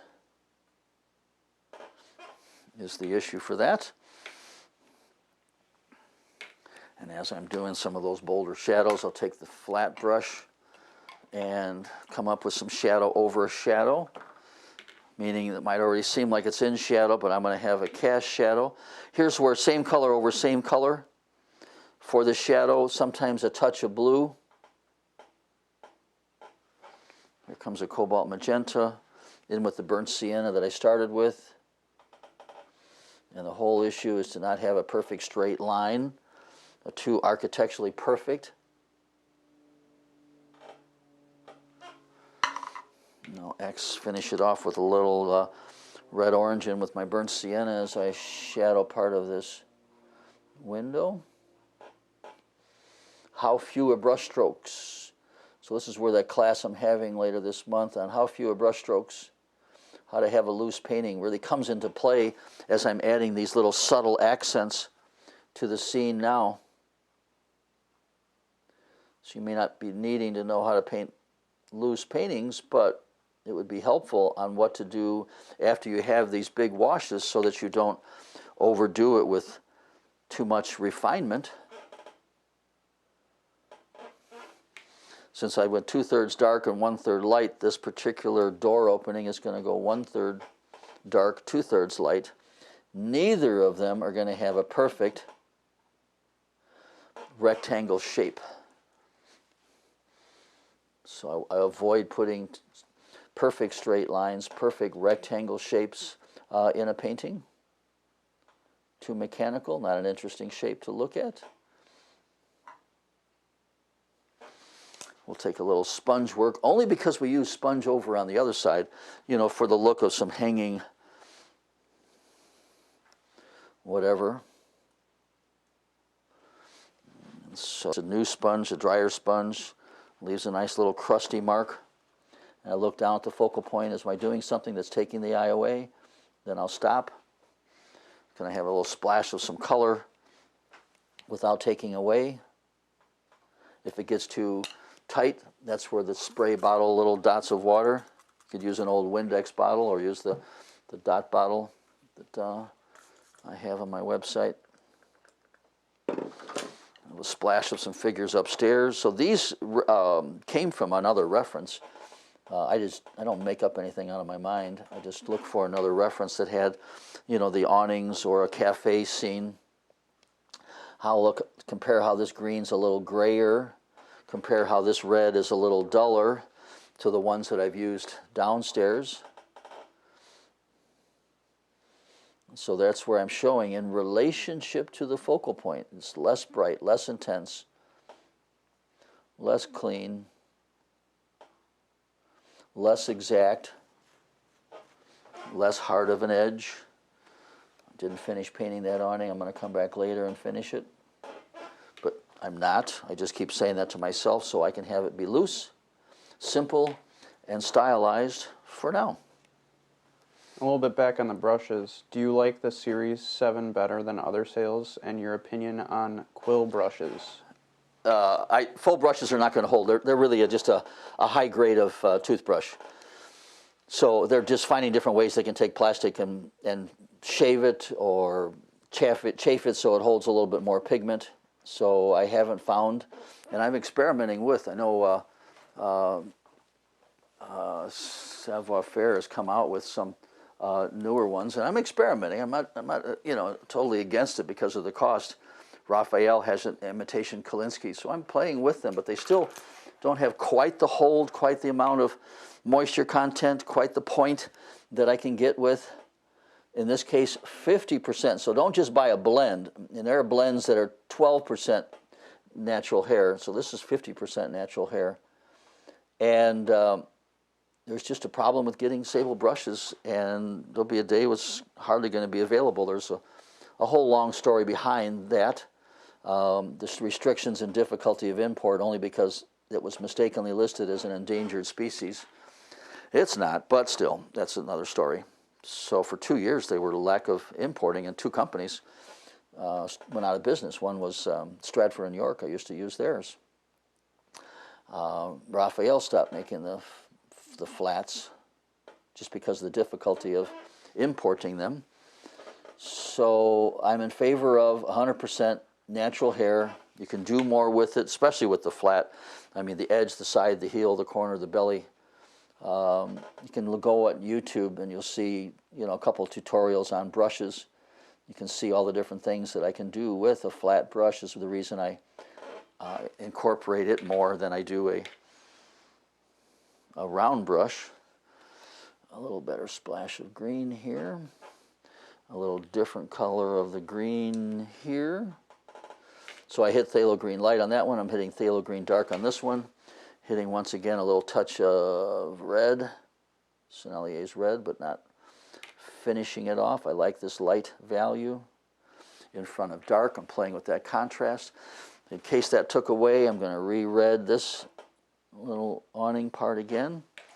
Come back down and sharpen up an edge or two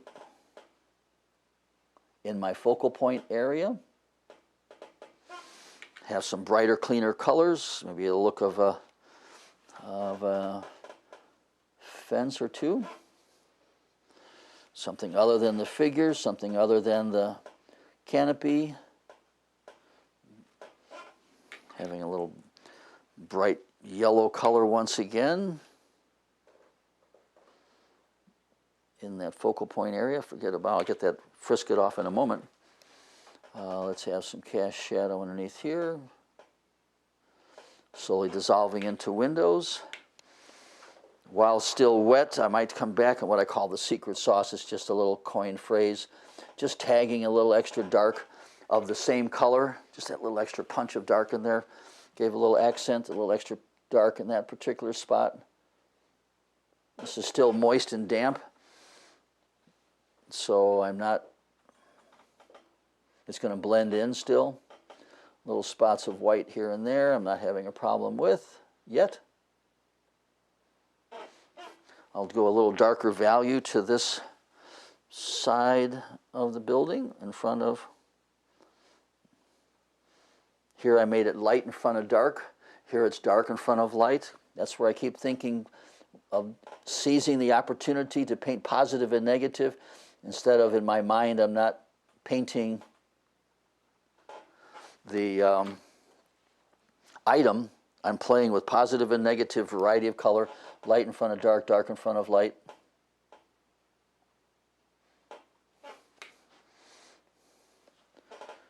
Subtlety of figures going on in here. Don't want to have it too bright in color. I'm going to come back with some contrast to the ones downstairs. Punch up a little extra dark here. Higher contrast.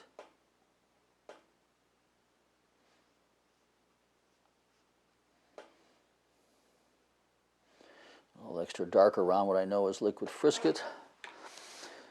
So I'll play with lights and darks, subtlety, same color over same color. So here's where, how few brush strokes can I put down for it to seem like there still is some shape and form, some elements taking place, maybe a window or a door.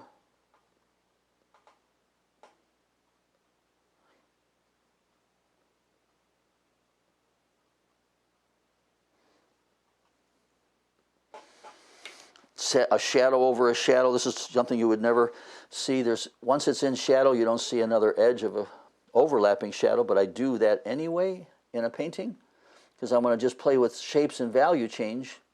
I don't want to do refinement and detail. It looks dark, but it's still very wet, so I'm not overly concerned about that. There's another cast shadow. Brian's asking, should shadows have soft edges? Should have the variety of edges. So the most variety of edges are in the transition between a cloud and the sky. The second most would be in shadows. So having that harder edge close to the focal point and having softer edge farther away. I'll just move the mat for a minute while I paint some subtlety, shapes, and forms. I'm going to just go across and take a wet brush and just blend down a few of those, soften a few of those edges that I created. I have a little play of a touch of a window here, but not too much. So as I make any brush strokes for any items, I always look back to my focal point and have I taken away, is it too much distraction? Also, because of the paint not soaking in, I can come back and do this. I'll blot, and then I can pull off some paint. So I'll have some windows that are seen as light in front of dark, some windows that are seen as dark in front of light. So that's how easily the dry color that I painted on an hour ago comes off, and I can still do that days later as well. Way far away from the focal point, very limited amount of contrast, very subtlety with the edges.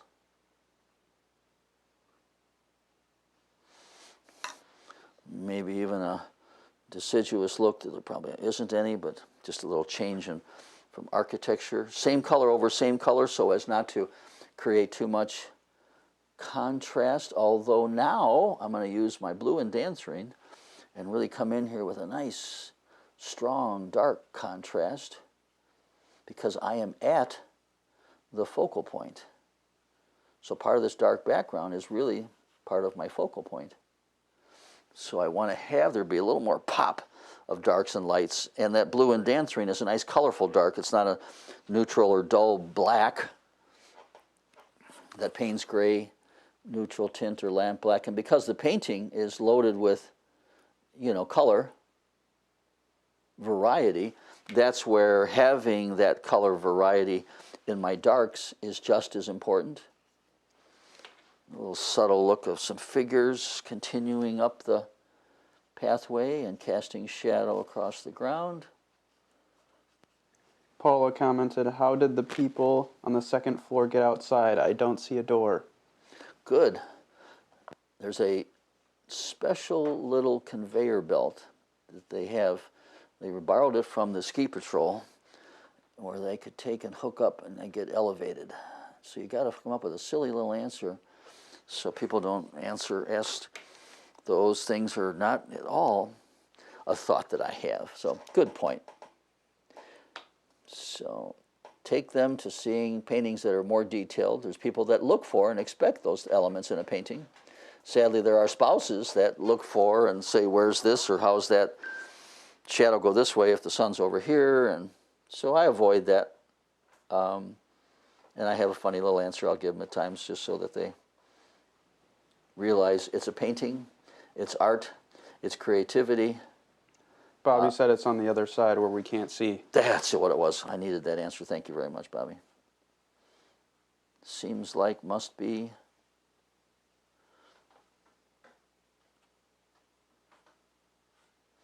I do have a quick size change to show the appearance of distance and depth. Just a little splash of, some pure paint that'll blend in to give the feeling of shape going on in there. Let me get you into. There's a lot of fun that can be had, in this dark area by lifting off.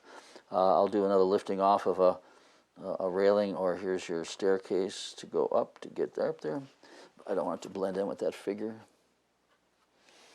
So a silhouette of other figures, a little splash of color, with on some of those figures as well.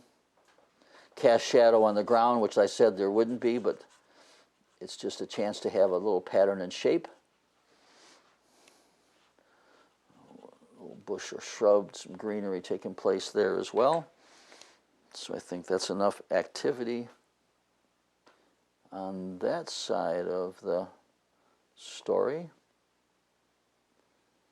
There's another cast shadow again. Looking for just shapes and patterns, playing with variety of color, and that keeps the color clean by putting the same color over the same color. So here's where I think that could just be a touch darker at the top. I have no idea why. So here's where now I'm just trusting, my feeling, my intuition.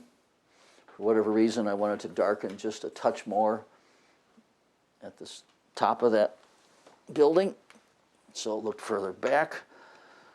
Wanted to leave a touch of that highlight, but not so much so. Some of the whites I can now take away. So like we took away some of the whites on the trees over here.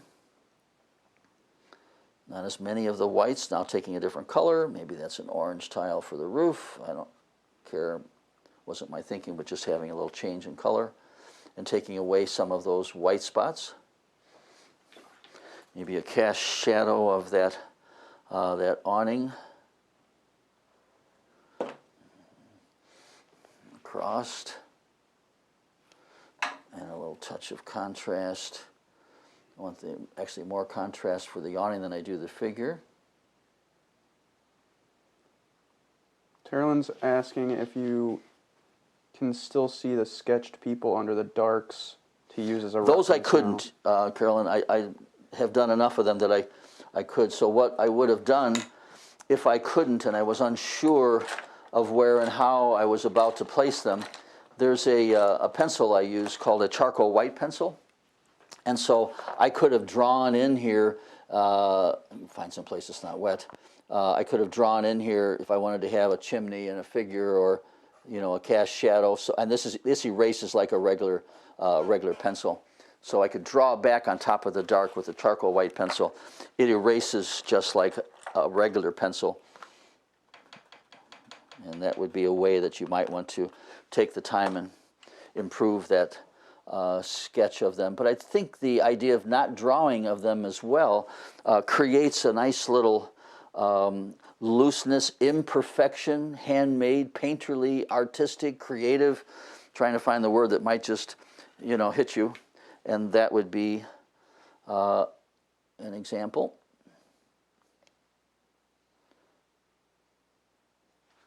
So enough of this. Maybe that's a little too light. Let's come back and have a couple of few darks, and let's work our way with some accents to the left. Less is more, simply elegant. Save some detail for later. Not, but just that thought of saying it is helping you let go. I just like the shape of this, gets rid of the straight line of a side of a building. And I have another one upstairs.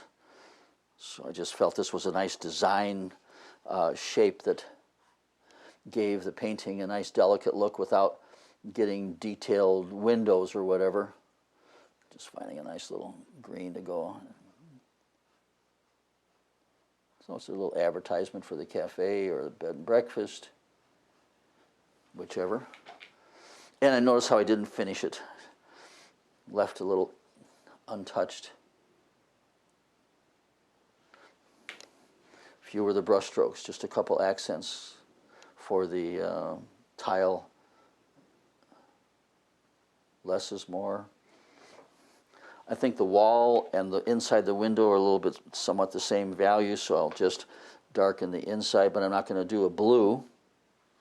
So I just push back, and I gave myself a little more dimension by making that little touch. Here's a light green that'll make a yellow when it hits, or make it, there's a yellow that will make a light green when it hits the green that's here. We'll brighten up some colors. Looking downstairs, seeing that it's not taking away. Purposely had some vegetation on the balcony along with the colors of the railing, so it broke up the... Okay, enough of that. Few little color changes. A lot of the pencil line I'll erase at my focal point. I won't erase it elsewhere right away. I don't get too caught up in that. If I see it, the proper viewing distance is about 5 times the height of a painting. If I see it from that distance, I might be distracted by it, and then I would take and remove the pencil line. Especially like a cloud, if I see a line showing the outside of a cumulus cloud. But lines for some of the sidewalk and some of the cafe accents and so forth, I don't find that to be a big issue. Fewer and fewer brush strokes as you move farther away. I might have my glasses on when I'm painting in here, and then I'll take them away when I'm not. So I have less clarity of vision, so I don't do too perfect of a example or refinement. Same color over same color. It seems like there's something green going on here. Same, this was the burnt sienna and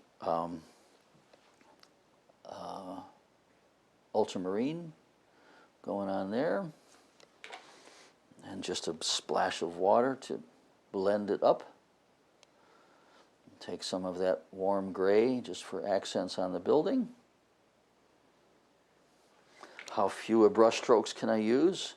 So that's where that lesson I'm teaching later this or next month on comes into play.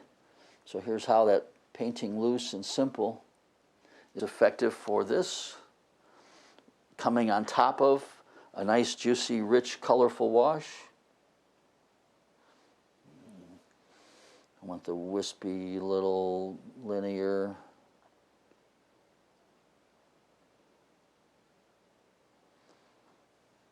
Peg is wondering how you keep the paint moist in the palette once you finish painting.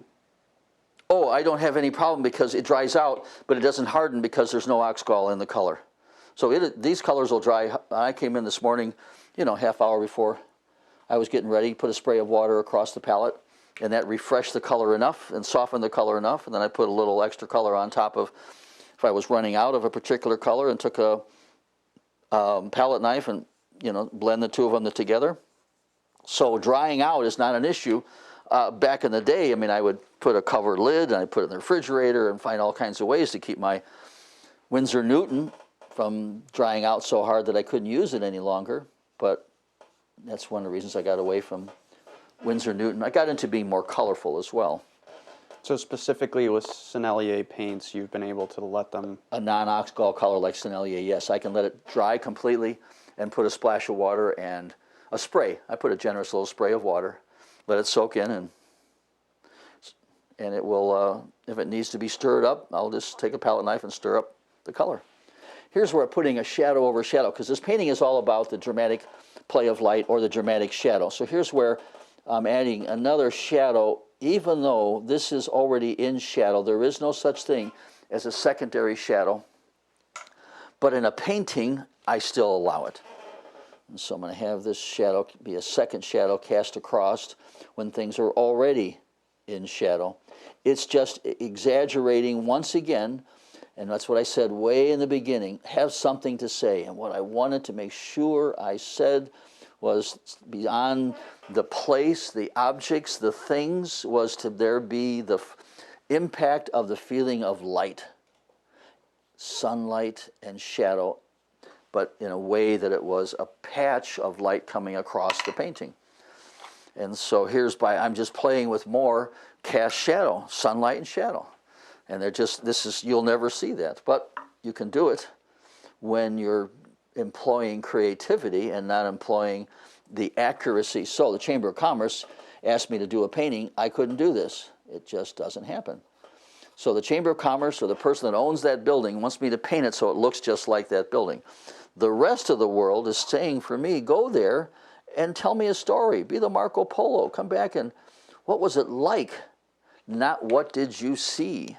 So I'm painting a theme that I saw somewhere. I've seen this path of light idea, so this isn't something out of complete imagination. And then I've said, that's a great look to a scene. How can I do that again and embellish that for the rest of the world to enjoy it in a different place, such as here. Here's where it's fewer and fewer brush strokes. I did a lot of them over here. I'm not doing as many over here, especially at this stage. Here's where having that matte will keep me from overworking. I see it in a nice clean look, a nice refined, finished, almost presentation, you know, format.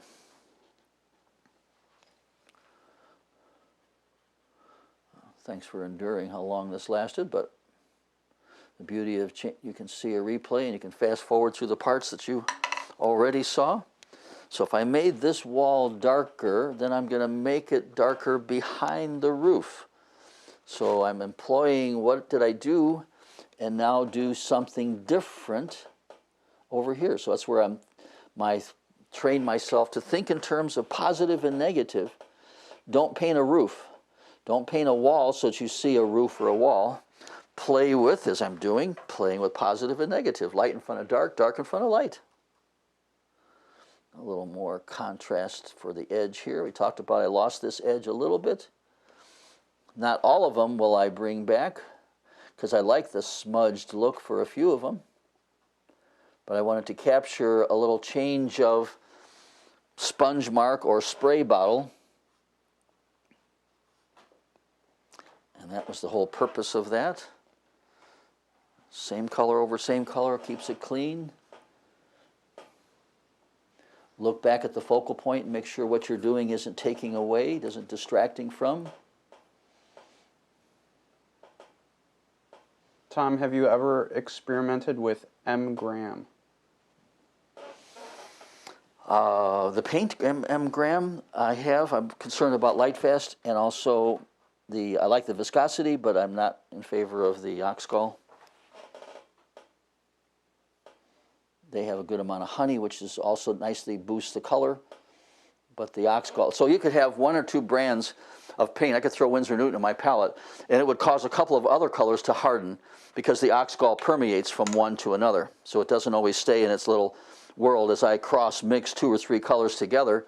So I am contaminating and bringing the Oxgall issue out of one color that's, say, a Winsor Newton color, mixing it with another one that's, and that can cause then, because people have said afterwards, hey, your Oxgall thing's not working.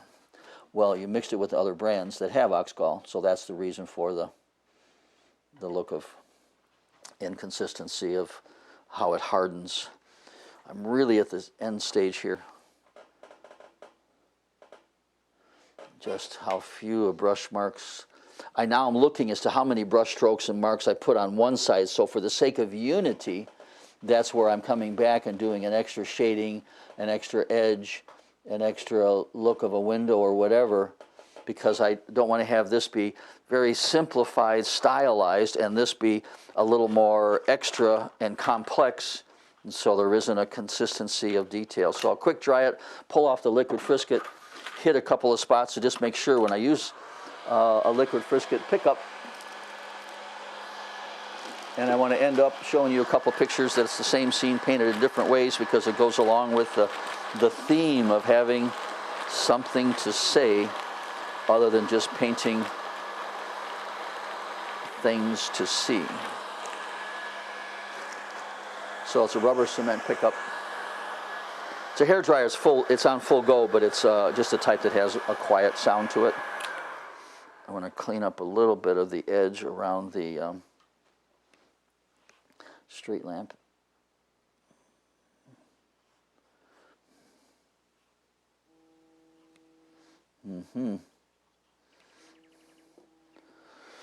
Still painting away, almost done.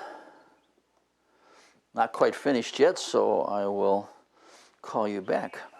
No, I'm just still finishing up. Still. Okay, bye-bye. Just someone had to call there. All right. A little splash of warm color across this to warm it up. I felt it was a little too cool in the gray that I used. So I brought some warmth back into the warm color harmony in the painting.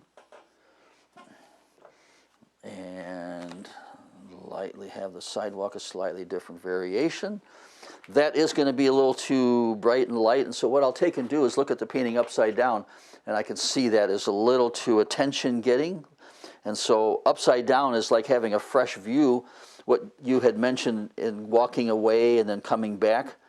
And so that's something that I can do instead of walking away and coming back. I could get a little fresh idea. Is this going to be too bright? And I felt that that little contrast of light against dark, so close to the edge of the paper, so far away from the focal point. So I'm actually painting until I don't see of smudging the edge as well as taking away the white. And so I can see that now it's not just those little whites right here are a little too bright. I can have a tiny little piece of white. So let's pull off the light of the street lights.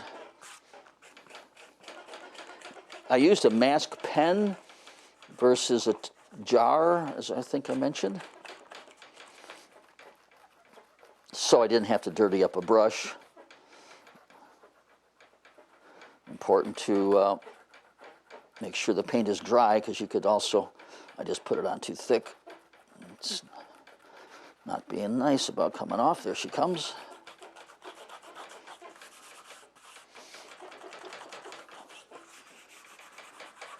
I can just feel with my hand if it's bumpy. Then there's a touch of it still left. So each one of the globes of the light I like to have be different than one another. So if I was to have several trees, I'd want each of them to be a little different than one another. Buildings each are a little different than one another. So how much paint one gets compared to the others, so that it would cause the viewer to have to look slowly. So here's where an item, and there's each one of these tops is exactly the same as one another, but I'm not going to paint them exactly the same, because that would just cause the viewer to look quickly. And so I do those little tricks to cause the viewer to have to go slower at observing the light fixture, because the amount of white in each one is a little different. The top is a little different from one another. Some people were wondering if Daniel Smith watercolors contain oxgall. Yes, they do. I don't know the proportion or the quantity, because I've seen them dry out in the palette and not reliquify, and I'm seeing a painter almost ruin a brush trying to swirl and soften them. So that's the best that I can have as far as that information for you. I'm still going to take and tone that down again. Trust your intuition, let that be a little lighter. That one not as bright, not as light. And I want to now just have a splash of color for the figures. And I don't want the figures to be the focal points. You have to be careful at not having your best effort, surprisingly, on a figure. It'll make everything else pale by comparison as far as being interesting to look at. And figures can be too dominant in a painting. So I want this area to be dominant, not just the figures. Oh, nice little couple together. Throw a little yellow-green on that one. And have the colors of each blend or overlap into each other. Come back and highlight it a touch later on. I have a nice dark background to help outline it. I have the little menu board.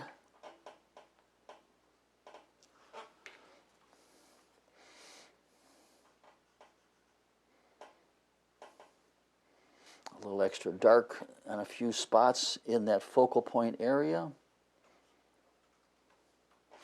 There's a little trick I learned from Ed Whitney. The finest little delicate line, he called it lace, grill, and trellis, in and around your focal point will give the look of detail without having to paint, detail. So I thought it's a neat little trick of having a rope or a wire. I'm not sure what or why it would be there, but that very delicate little line, a few dots and dashes, can give that impression of refinement without putting hat and sunglasses and so forth, on the figures. That nice clean green once again, a nice clean phthalo blue, tag it once again. Just helping my focal point pop with a little extra emphasis.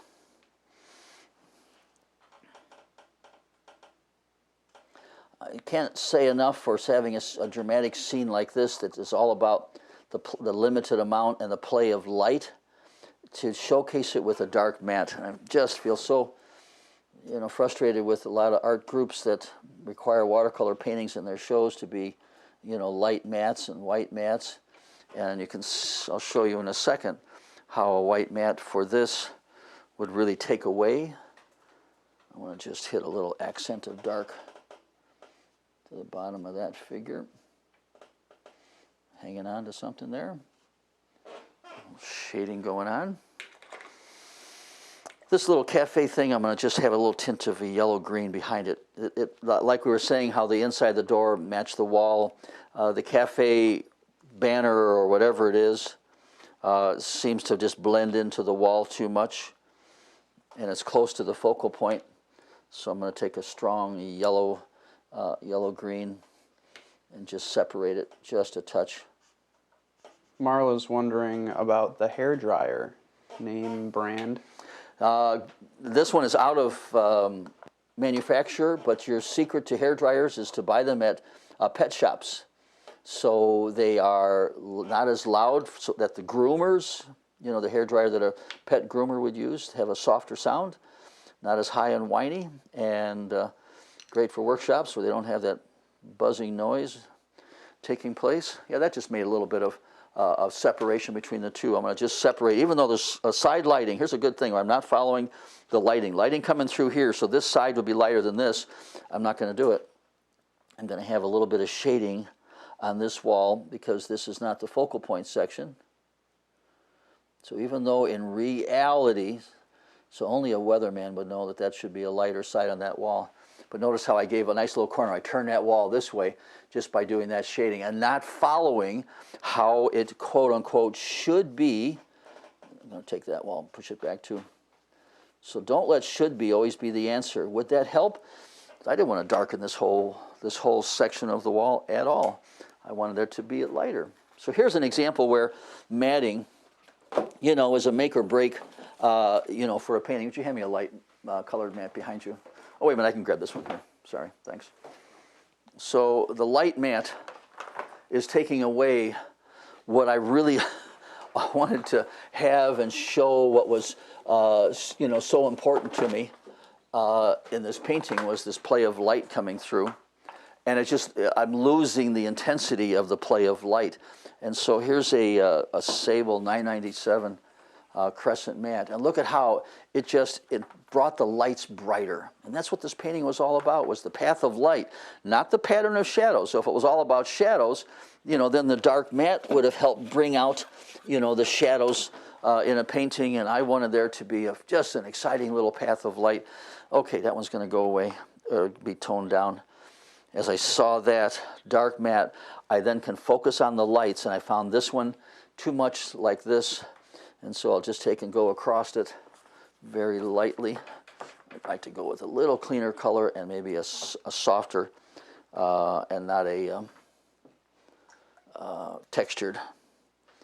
So only because I wanted this to go back, feeling of distance, not as bright, not to take away from. So it's a subtle play of light, a big play of light is what I wanted out of these particular sections. I did a shadow here. I'm not going to do a shadow there. It's a little too tight and too much complex. A little color on the street over here, also on the left side, so it's not quite as pure of a white as it comes into the painting. Same way I change this. Let the pure of the white stay closer to the focal point. And let it stay bright and clean and white, both for the wall and what's on the ground. So I would say that pretty much hits the idea of what I wanted to say. If you recall, it came with some planning. I can't say enough about the planning, doing the value study ahead of time, having a look of warm or cool as which way you were going to go with the colors, having an example, you know, a practice for, you know, painting of the sky, you know, close by. Making something to say. So the first impression is not going to be, oh, I know where it's at. That's Cortona, Italy, yay. So I win a prize. Not to be necessarily the first thing that you want to have is the identity of the place. Here's an example. I'm going to share with you a scene where I've done multiple different versions where I had something to say. So this is how it looks at Dillman Sand Lake Lodge, where I'm teaching in September, the only live class. But that's the view out the window. Pretty cool. You have to walk from your cabin 50 yards, and that's what you have to live with for 4 days. Now, that would kind of tell the story. That's how it looks. So after you can do something like that, then if you're going to paint it again, do something that's going to be where you have something to say. Here's where things are there for you to see. This is how it looks. Okay, once in a while you can do that. I'm not against it. I've enhanced the color and the contrast. I composed, this wasn't in front, it was over to the right. But now then, my point being, to go along with the message of what I wanted you to learn, is to have there be some impact, you know, when the viewer looks at the scene, not just the subject matter. So that's the impact of the lighting. Here's the impact of having it be misty and hazy, and which I took a toothbrush after the finished painting that looked very similar to the first one you saw. I sprayed it with water, took a toothbrush and started smudging it while the class screamed, "Why are you doing that?" Or another version where it's just something dramatic with the light. And so the whole idea of the message for this demo, and I'm glad you hung in there. Sorry it took so long. But one nice thing with the online, you know, I can take my time. I can give you a lot more information. You can watch it in replay. You can fast forward for some of those, you know, dull moments if there were any. But there if were a couple of comments Sure. about white masks for shows. I guess you could go over. So I'm against white masks completely. In fact, when I'm asked to judge a show, if they require white masks for all the paintings, I said, I'm not going to be the judge. I turned down the opportunity of judging because I'm so against white masks. white mat on this was just going to take and just, I think, ruin it. So the whole thing is about the lights. So let the person put whatever mat. So this to me is just loses the look of that light. It looks heavy and dull and dirty. So the light, the dark mat helps bring out the lights. So on a heavier, painting where it's a lot more shadow, a limited amount of light, that dark mat just pops it off the page, helps what it is I'm trying to say, and the white mat takes away. That's the look. I've got more white in all of this adding up surface than is actually in the painting. So naturally, you're going to see the heavy darks, the bold dark shadows, the heavy darks in the background, this heavy dark on the front of it, and so forth. So that's kind of where I play with the idea of light or dark mats, because I'm always doing paintings that are pretty powerful, with sunlight and shadow. Joshua, would you hand me the two trees that are standing up, the one behind it that's soft and the one that's textured in front? Thank you. There should be a soft one. Oh, no, it's all the way against the back wall. Take that one in your hand, I'm sorry. And then leaning against the back wall is another tree one. Thank you. Extra painting. One nice thing with the online is that I can show you so many more examples at the same time. So yes, once in a while, so here's, a thing that's exciting and fun to do. I wanted this, using the trees to have a chance to talk about color, contrast, and texture. It was not about trees. I just wanted to have a whole lot of fall colors and textures and so forth. But now here's another statement of trees where I wanted there to be something to say, not just trees to see, but the soft, delicate, soft touch, favorite little thing of mine, once in a while, is to have that little soft touch and a delicate statement for trees. So the message was, have something to say other than just things to see, and take and transform. And there's a lot of joy, a personal feeling about, wow, I made this happen, versus waiting for that scene to look something remotely like this and then just enhancing it. And so, yes, so I'm out researching. I can't say enough about On Location, where I've seen that light coming up and doing some unique things to the view. Then you can take and incorporate that to a different painting. So the message was, any last little questions there might have been, Joshua? I put a whole lot of information out there. A lot of thank yous. You're very welcome. I do load up in my teaching a whole lot of information so that you almost need, the chance to watch it in replay so that you can catch some of the extra nuances along the way. I didn't do as much lifting in this one as I could have. It just didn't seem to need it. I painted around some of those white shapes and then kind of knocked them down a little bit so they weren't quite as bright. I generally do a good amount of lifting, but it's a matter of, does it work?